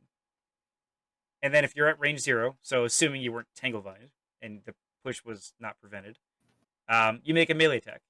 That includes piercing, critical strike, that includes melee bonuses, and then you just add 3 dice to that attack. If there is a guard, you wouldn't add 3 dice because you're not targeting that conjuration. There's just it follows that normal thing. So yeah, it's meant to kill conjurations. As Shark was saying, monk, you can get this twice. So it's really deadly. It forces actions in a lot of ways and people to work around it. Try it out. It's a pretty fun card against that. A note on this card in Heart of Gravicore. We put out a thing saying, do we want to redesign one or the other? And we actually got a lot of responses saying they want both. But that's pretty much why we kept both. They do actually have different purposes in some of the stuff, but, consider it that way. Yep. Is that supposed to be SER? Yeah, that was the way someone worded it, is Sir. Okay. So this was another community card, and the name that won was SER. Sir Rickvold, which, I think is actually an old school, different language term. Basically a buff for the warlord. He has a really interesting... An alternative ability. to Thorg. Yeah, or if you don't like using Panzer Guards or you want a next level of that, he has infinite dodges. So, Altar of Peace, give him an infinite +1 for the round. Things like that. Maybe Temple of Dawnbreaker, let you reroll. Just throwing ideas. There's a lot of ways to make sure he gets 0 damage and keeps his guard. Yep. So, if he's attacked once and he misses and loses a guard, and he's attacked again, he can still do this. It's once per round when he's attacked if he receives 0. So until that if he's received 0 is met, it still triggers every time. So players may not want to go against the guy with infinite dodge, 3 armor, with little dudes, because he's going to keep generating, or having a chance at least to generate an extra action. Obviously, it's best against, he's guarding, he has intercept, someone throws a boulder, you dodge it, and then guard again. That's obviously one of the best scenarios you can have with him. But he's all around pretty sturdy, pretty survivable as a tank. And honestly, I really want to see more games with him, because I think he's actually pretty tough. Does Defend Me only target minor creatures? There is No. No? I don't think so. Pretty sure Defend Me targets any. Yeah, so Defend Me would be on good here. this guy, and he could surprise intercept something. Yep. You're looking for and ways take to... no damage, and then surprise intercept again. Right? No, there's some good uses. If you're struggling with barracks, maybe he helps against barracks. Yeah, he's also a bit on the expensive side, so don't think we're giving all these combos away, but these cost quite a bit of mana to pull off, so... Yeah. I think he's probably pretty good on the cost, but I'd have to see a few more Pretty games. solid creature. He only does 4 dice for 15. It's I not like really it's crazy. wanted him to do 5 dice, but that would push his cost up too much. Yeah, he's solid. I think he does his job really well. Yeah. Also, he doesn't have his lightning job. bonuses. Just putting it out there. Because lightning vulnerabilities with metal is stupid. What are you talking about? Totally makes sense. Honestly, if they remove that, I don't think it would actually change those creatures too much. It wouldn't, no. Shock. This is a promo is the card. exact same promo, right? Yeah, it's the exact same. It's interesting. I don't actually think it's even worth the 2 mana right now. Stagger is literally a 2 mana condition, right? So yeah, it is. So I guess it's not that bad. You're not, and you don't have to reveal it. So I guess there's that thing. So if you're fighting a monk, you could stop him from doing a second attack with the stagger if he has a double thing. There's some. Stop him with the second one, but you would make him do less dice. Yeah, I mean, sorry, would stop it would be -2 because it's Which is actually pretty good. Major creatures are -2 when you have stagger, and minor is you can't guard or take actions. Right? It's an interesting idea actually, because that is better than I thought it was now.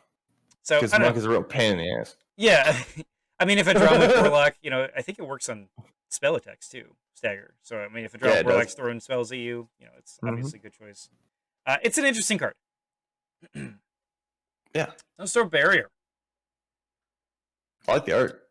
Yeah. Let's talk about this card.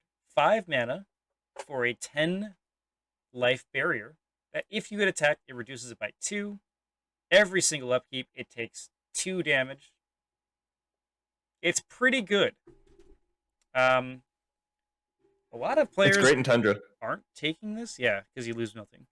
A lot of players aren't taking this. So I do want to see more games with this. You can target the barrier itself. And it's because that has Flame +2, your mage is not gaining Flame +2. So it's an interesting card. Obviously the wizard can take it. So couple that with, I don't know, Vet Belt, Arcane, or Voltaic Shield. Shield, yeah. I mean, you're kind of committing a lot of mana to make sure that happens. Not to mention actions, things like that, for something that also dies on its own. Because you can't just reveal it. It's a conjuration you have to cast on yourself. So it's not like an enchantment. So it's just kind of, honestly, like, I want to see more games on it before I'm really committed to this. Yeah, I think we need a few more games with it. But overall, I think its place is a little bit like what's the card? Restoration or whatever, the +10 health for a couple rounds. Siren, obviously a really good choice for this. If you're some sort of melee focused Siren or Naya, cast it on one of them. You're just reducing damage by 2. It's not going to necessarily save their life all the time, but maybe to buy an extra round with some creatures. Right. Yeah. It's got its uses. I'd like to see more test data on it. I don't think it's going to break anything. Question of clarification: does it have Flame +2? So if someone attacks it, it takes extra damage, or does it give whoever's defending Flame +2? This is a conjuration. So this conjuration specifically has Flame +2. Think about how Tanglevine has Flame +2. It's like that. Yep. Just wanted to clarify for everybody. So. Cool. Spiked armor. Spiked armor. Did we change this? Yeah. We buffed it a little reduced bit. its cost. Yeah. Buffed it cheaper a little by bit. 2.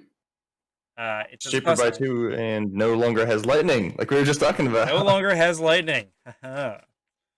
Used to have lightning +2, lightning so +1. Druid +1. It used to take more damage from that.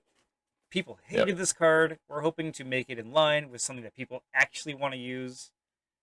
So this is it. I mean, if you're a warlord and you struggle versus swarms, you got a bleed chance, you got a piercing 1 die. Huzzah. It's decent. And for 7 mana, it's probably a lot better. Paladin You see 9. Paladin. 9 mana was too much. Yeah. I mean, I'm not sure if you want to take this as Paladin, but... I mean, you only get 1 damage barrier. So if you have another damage barrier that you're planning to use, you don't want to use Spiked Armor. But if you don't, hey, free damage barrier. Yep. There you go. If you don't need elemental resistances, you can spend 1 extra mana for damage barrier. Staff of Storms. Only changes that it works on Frost, right? It works in Frost because that's considered a type of storm. And it's also water too. And we made it ore. We added to some stuff with this. Staff of Storms has been considered decent. So, if you're doing frost attacks, this adds extra dice to it. It adds effects rolls to it. If you haven't tried it on Wizard, it's actually pretty cool for stunning things out. Just kind of a solid promo card that we've seen over the years. You can get a guaranteed stun on a lightning bolt with this and the elemental air glyph. Yep. Absolutely can. Once every 4 rounds. It's a pretty fun card, actually. Yeah. It's definitely a... sorry, I was just saying it's a telegraph for sure, but... Oh, yeah. We can use onto Steam. Steam Elemental. I mean, it's a solid creature if you're fire or air mage. It has a really good stun chance and decent for days. I mean, obviously it's an incorporeal and it's obscured, so it's harder to the real thing is the action. The action until this creature's next action or when it is destroyed or obliterated. Object. Sorry, my cat just keeps jumping up here. Objects in the zone gain the obscure trait. Being able to obscure your spawn point or your zone or at a key point, really nice. Yeah, that's pretty much it. Yep. Not too fancy. Yeah. It's pretty solid level 9 creature or level 2 creature. Elementalist 9. stealing this attack is actually pretty good if you want to daze stuff. That's true. Same It's thing with cheap. yeah. Only costs 1. Mm-hmm. 1 damage. It's also a flying creature, by the way. This next one's probably my favorite creature that we've added. Yeah. You want to talk about it? Sure, I love the Stormfront Elemental. The art's fun too. So this guy is a level 5 creature, but has been tuned and or leveled specifically to make it easier for the Elementals to take than anybody else. He is fairly tough with 13 life, and the punch, the melee is 4 dice with a 4 dice ranged attack as well. All of those are buffable by the air or the air glyph that this guy flips when you cast him.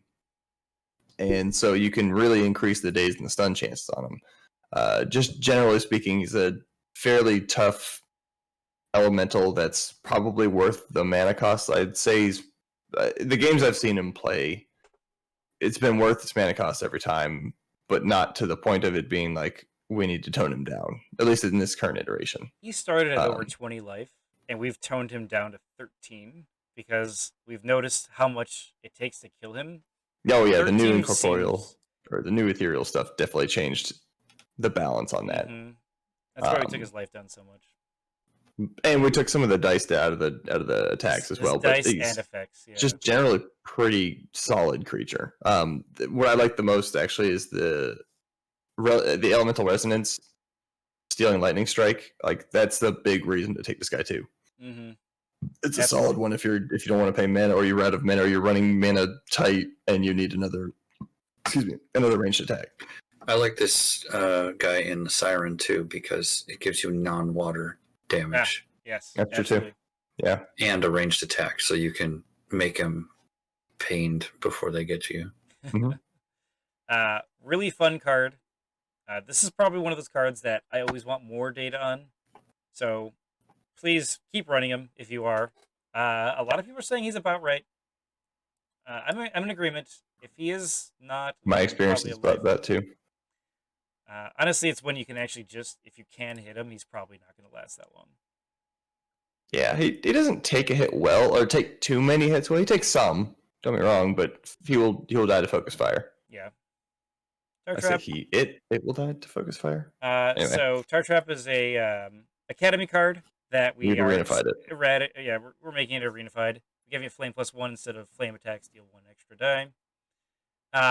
We basically removed the fact that in the academy version, it said you can't take non-spell actions.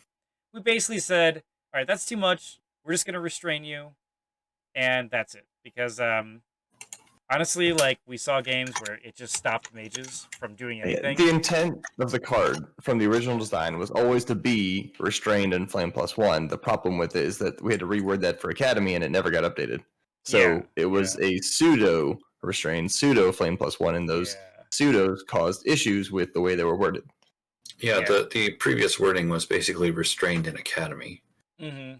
Because you're not going to keep them from moving, but keeping them from moving does nothing. So you have to keep them from attacking, which is how it's effective. And so we basically in arena, we turned it into restraint. It's still a really good card. Oh, it's still good, and I don't think it's a problem.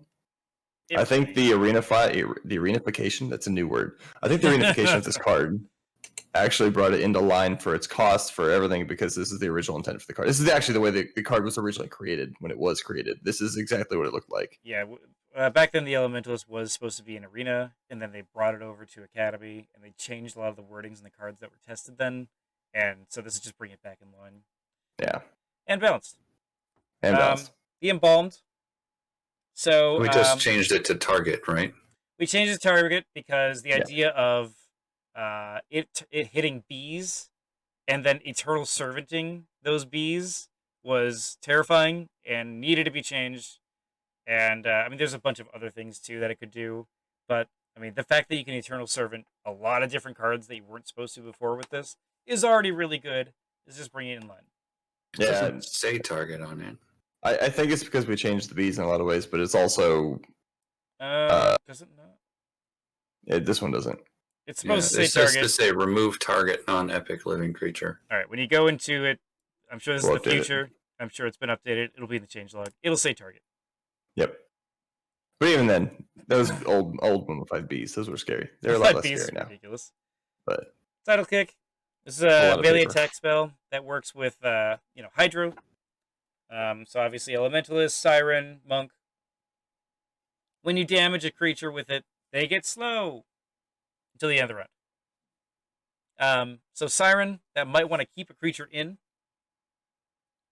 Kick him. kick them. Naya's chilling out in Shallow Sea. Get that melee one, kick him. That sort of thing. Has a lot of cool utility. The Elemental Naya Drake. kick is one of my favorite use for this. Elemental Drake swoops down, kick him. The Naya kick is my favorite use of this, Yeah, I think. Naya kick's fun for sure. Obviously you benefit from melee one. It's like other melee attack spells. Try it out. It's fun. It's actually pretty good with Siren for the combo with a bunch of other stuff like Leviathan, things like that. So yeah. You could Naya kick, have your Siren be one zone away, call that creature. Now they're slow. They have to come to you. Bam. Very cool combos. Yep. You guys want to talk about Tide Elemental? Yeah, we fixed it. And by fixed, I mean we arenafied it, just like the other. Like, there's been a lot of arenafying in this set. And Yeah, we this one arenafied is it, another and one. we actually made the text fit on the card. Yeah, this is just another one that suffered from the same problem Power Trap did, right? When you take it from Arena back to Academy back to Arena, it lost something in translation, and in this case, it actually literally lost a word. Yeah, the card The wasn't printing complete. of the card. The card wasn't complete, so obviously it needs to be an errata. Yeah, so we added actual resilient to it, we added actual burn proof to it, we added actual non-living to it, and we added actual frost +2 to it. Like, all of those arena definitions are now on the card. We also added extinguish to it, which wasn't on it previously, which is interesting. Or was it? It was not, but it said in the text, I believe.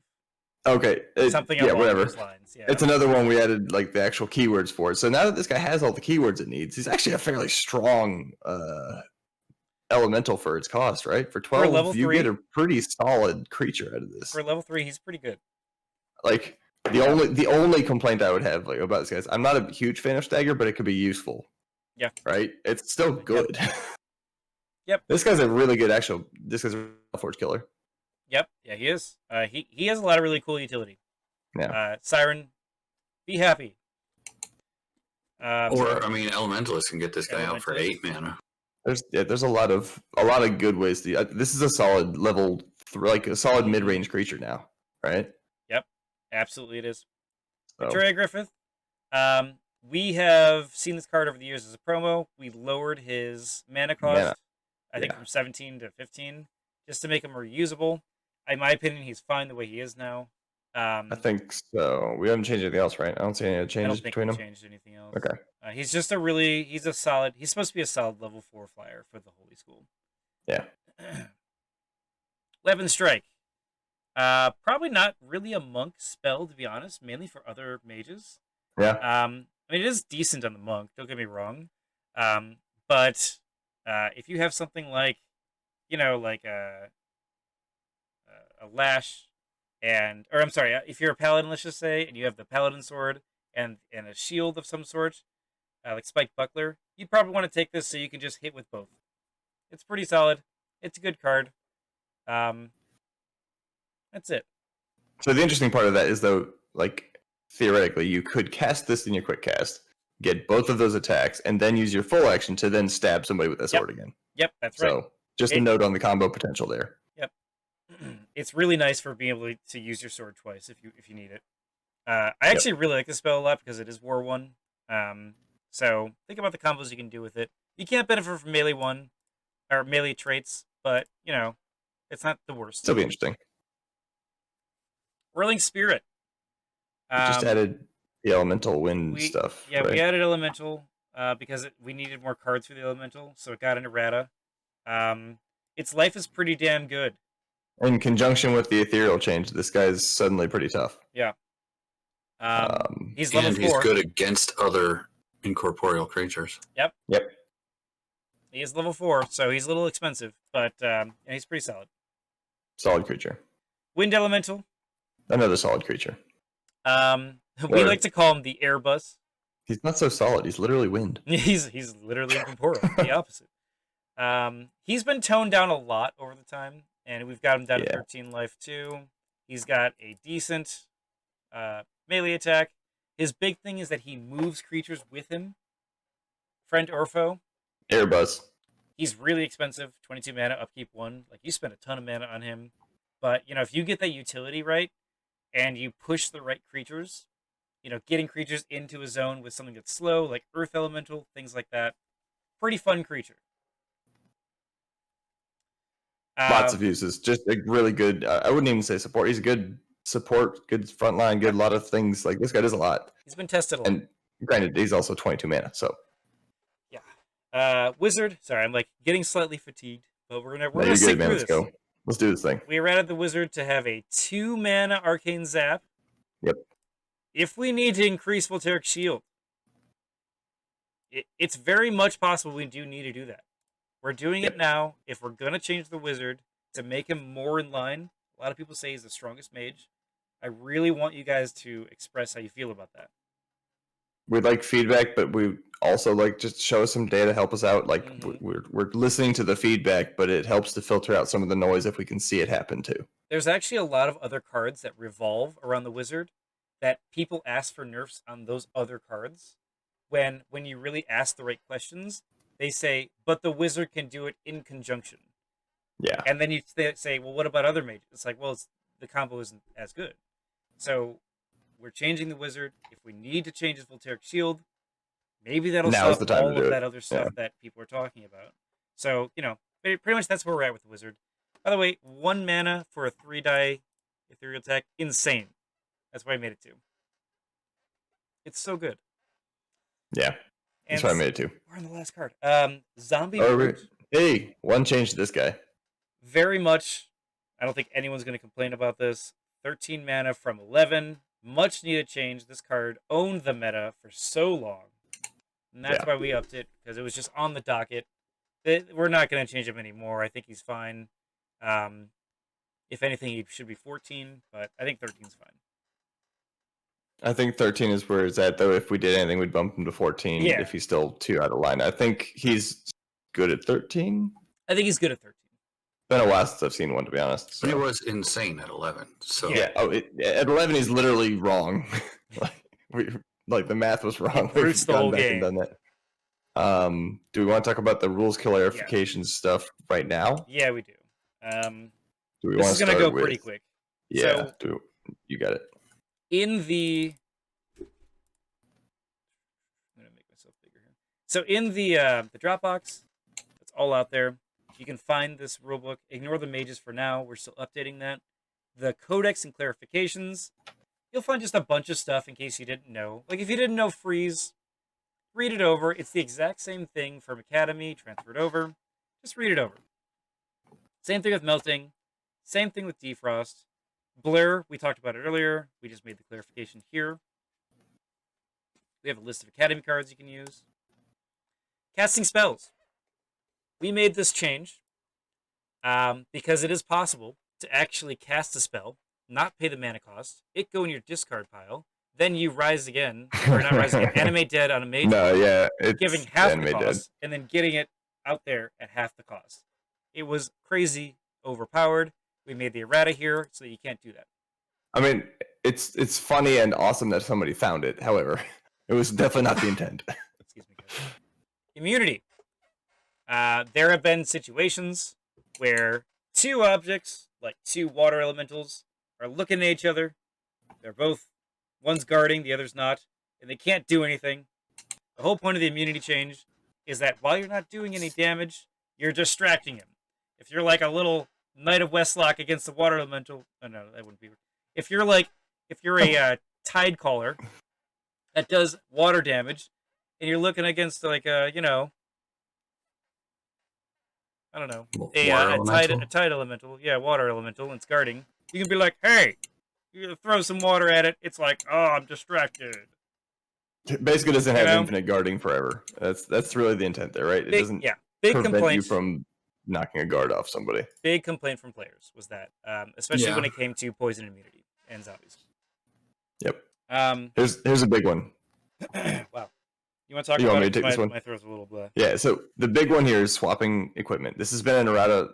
This is one of the earliest tests, but we're cycling back onto it because I don't think it had been mentioned or like emphasized what the current rule is. So the current rule, with this errata, is that if you can't target the mage with the same equipment spell that's already on there. So you can't replace the Dragon Scale Halberd with the Dragon Scale Halberd in line with how enchantments work. However, if you want to say take a Dragon Scale Halberd and replace it with some other kind of armor, the steps to replace them have changed. So first you unattach and you remove the original one. That item is put back into your spellbook. You then attach the new equipment onto the mage. All right. Then you check to see if you have less armor for the case of the corrodes. So instead of it being check corrodes, remove corrodes, put new armor on, it's put new armor on and then check corrode. So you can drop corrodes, but only if you also drop the amount of armor that you have. This changes for a lot of reasons, many of which ended up being armor swapping, didn't follow a lot of the consistent rules for anything else. It made it so that high armor builds could continuously stay high armor builds and just grind the game to a halt. So this solves this in a way with that we don't have to change the way armor exists, right? We just have to change two steps effectively in a codex.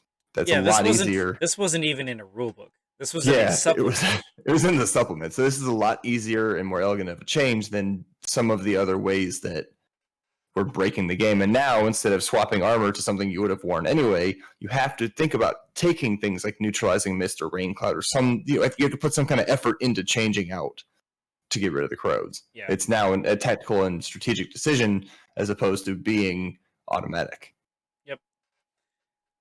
Corrodes kind of fell out for a while in the meta, and this change is supposed to help address the issues with players that have problems with the vet belt and with the fact that corrodes feel too weak right now. Yep. So basically you have to spend mana or spell points now instead of just swapping through a battle forge or something.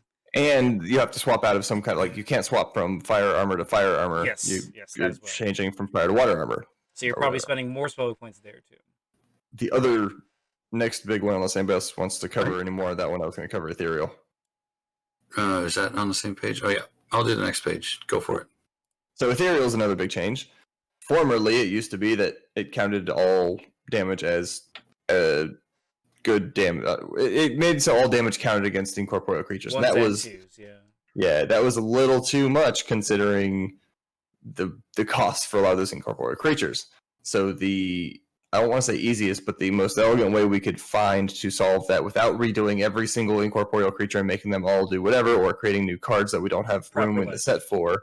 Like, there's a lot of other things we could do, but this one covers the most for the least amount of disruption, is that ethereal has been errated to now count all 2s as 1 damage against incorporeal objects. So what that if means, your die has a number on it, it does 1 damage to the object. Exactly. So instead of it counting for full damage, you're still counting for more damage than you would normally. However, it is a significantly reduced amount, and so incorporeal creatures suddenly feel as if they're worth their cost again. The old meta for incorporeal is you would take a force hammer and maybe some sort of telekinetic bolt or something, and you'd feel, okay, I deal with everything incorporeal. That used to be the meta. So the old meta was ignore it because nobody runs incorporeal. And so nobody ran it because it was like you would trade so badly that it was such a useless ability. So now we changed it to be like, oh, it's actually something to consider now. Yeah, it's actually worth taking and worth planning for and building a strategy around. That's why warlocks aren't considered to be creature mages, by the way, because it was an incorporeal spawn point that would just die. Yeah, I mean, for its cost, it was not worth it ever. I'd be interested to see more pentagram games now, but I know that the last one on this page is werewolf. You can use a werewolf from a pentagram now. Yep, that's true. A lot of stuff. Yeah, I said the last thing on this page is priority, which is something we added from Academy. I think, right? It it's just basically means before or after any creature activation. So, Scott, do you want to take the next one? Yeah, all mages start the game with channel 10. Yep. Whoa. That's Yeah. There were a lot of discussions back and forth about how the channeling is unbalanced and favors mages with more channeling. And instead of reducing the number to 9, we increased the number to 10 for all mages. It's always been talked about as 10. It's actually been recently that we've talked about, the players have said maybe 9 is better. But in the tournament scene, back when like Schwengot, Mystery, those people were around, we all agreed back then, let's just run our tournaments at 10. So we have years and years of tournament data. To just show 10. And rather than just saying, let's make it 9 and try it out, like, I'd rather use the stuff we already know, and that is 10. I don't think either of them would be wrong. I think the big thing here is to have everybody equal at this point, because we can't go back and redesign every mage, right? Yeah, exactly. We're limited by space at the moment, and we're trying to also... I think this is the right call. If I was to redo the entire game, maybe we could do different channeling, but at this point... Also, if you play in real life, like 10 is very easy to move the thing down. It's just so much easier to work with. It's just an easier... It's the similar reasoning behind changing the way swapping equipment works. It's just, it covers enough ground to make it the more elegant, better solution at this point. Yeah. Based on the design constraints. It's just, we have so much data on 10 that like it just makes sense to do that one, because honestly, like, both of them probably about the same. Honestly. Like, can you do some cool combos with 10? Yes. And maybe those cool combos actually make the game actually more interesting. But, Swarm. Swarm is the same as we've been running for tournaments for a long time now. The wording on the original Druid set was just horrible, because they were trying to avoid a bunch of keywords that really actually made things work. So it's, if you've followed anything that we've done for a while, it's been changed to actually reflect the arena rules, that they cannot be healed, they cannot gain life, they cannot be targeted. Dorcius could heal him, like Handa Bim could heal. Like, there was all sorts of just targeted by non-swarm things. Yeah, you could even give it like melee bonuses, and like Swarm wasn't designed to do any of that. Yeah, Swarm was literally designed to be a vacuum. Like, literally, when Bees came out, we ran a tournament. It just like literally was just ran in tournaments, ran in games, and just overcame everything. It was insane. You know how to counter Bees back then, right? Bees. Yeah, right? It was crazy. Bees are actually still really good, but they're not insane. They're not ridiculous for 7 mana. Yeah, exactly. We've also codified an errata to force pull from the original Force Master, that the source of the spell changes, then if the source of the spell changes, then the target is pushed toward the source, rather than always towards the Force Master. Just a clarification. That was actually the design intent behind Mind's Eye. So we have clarified it to work with that. Yeah, that's an old designer that, talked about this spell, and it's just been, we just wanted to clear it up to make sure we went towards that original vision. Yep. And Tree Bond. Tree Bond just brings the Druid in line with the 10 channel, right? Yep. We've had tournaments with this for a while. It's handedly agreed that extra channel you get from Tree Bond just shouldn't exist. So we're just making context. It shouldn't exist when all mages already channel 10. Yes, I agree. So the fact that the Druid goes up to 10, this is the only mage we're fixing as that issue, because it's a weird mage, and I would rather fix, 8 or 9 mages and have one issue with Tree Bond, rather than have a bunch of mages that don't want to get used ever. Yeah. Unless you're having fun. Which is how the tournament scene looks at it. Trample. This is the clarification. What is this on 2 creatures? Yeah. A lot. You used to be able to make them flying, and then you wouldn't have to land, so you could just trample back and forth in that sense of, like, you don't have to worry about counter, like anything be able to hit you because they're flying, so they can't counter strike at you, because they can't target you in that sense. We just cleaned it up. Yeah. So we just made it so all those weird side rules that Trample didn't cover are now covered. Yep. This also lets it. Yeah. Sorry. Oh, so that's about like the extent of the changes, right? So that's all the changes. If you guys are unfamiliar, we do have this Dropbox 1.0 wrap up. Any changes you made, if you've seen this video, any changes you made beyond changelog March 13th, that's what you want to see if we've updated these cards. So if you've watched this whole video and know all these cards, this is the changelog document right here. If you want to stay updated and we don't have a video, that's what you look at. Changelog is important. Keep checking back periodically, just in case you missed the announcement that we may have made or may have been slow on. We really want to make sure everyone knows all the changes, so we really hope that this video, that was very long, is done. And of course, we're taking almost a 10-year-old game, and we're trying to make it as perfect as we can. And I think, honestly, you guys are all helping out so much, and I really want this to be good. So that's where we're at. As always, we welcome feedback. We prefer feedback for big changes to come with data as well to back it up. It just helps sell the point. Yep. If you could do that, we would appreciate it. The discussion is still always welcome. That being said, even if you don't have data, discussing something and saying, hey, I think this might be a problem, and then laying it out why or how or the whole steps behind the thought process helps. Yep. Not just, I don't like this card because it screws my strategy over. Just give us, we need full discussions on things. So, well, there's a lot more to talk about the future Mage Wars. If you guys are watching this from YouTube, feel free to join the Discord. We've got a lot of cool stuff coming up for Mage Wars that, this game isn't going to be over once this final set's released. So, just in terms of new content maybe, but we'll talk about that as time goes by. So, Shark, Puddin, thank you so much for helping get through this video. Everyone, if you watched the whole video, you made it. You survived. Yeah, I'm going to tell you right now that you should watch the video on 2x speed. Yeah. Oh, yeah. Yeah. It may sound funny, but... At the very end of this video. You're like, dude. We'll have a full transcript up after where someone's going to go back and... No, I'm just kidding.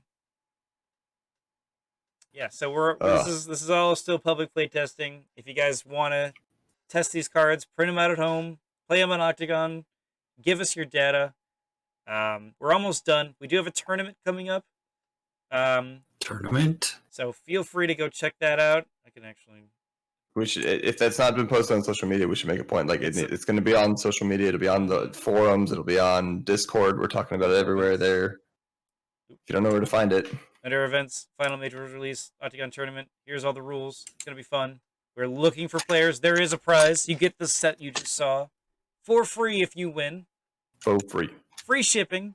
All you Europeans out there. We're sending it overseas for you. You gotta come win it first. You gotta win it. So anyway, yeah. Shark, take us out. Hey man, when in doubt, kill with fire. Every time. You suck, guys.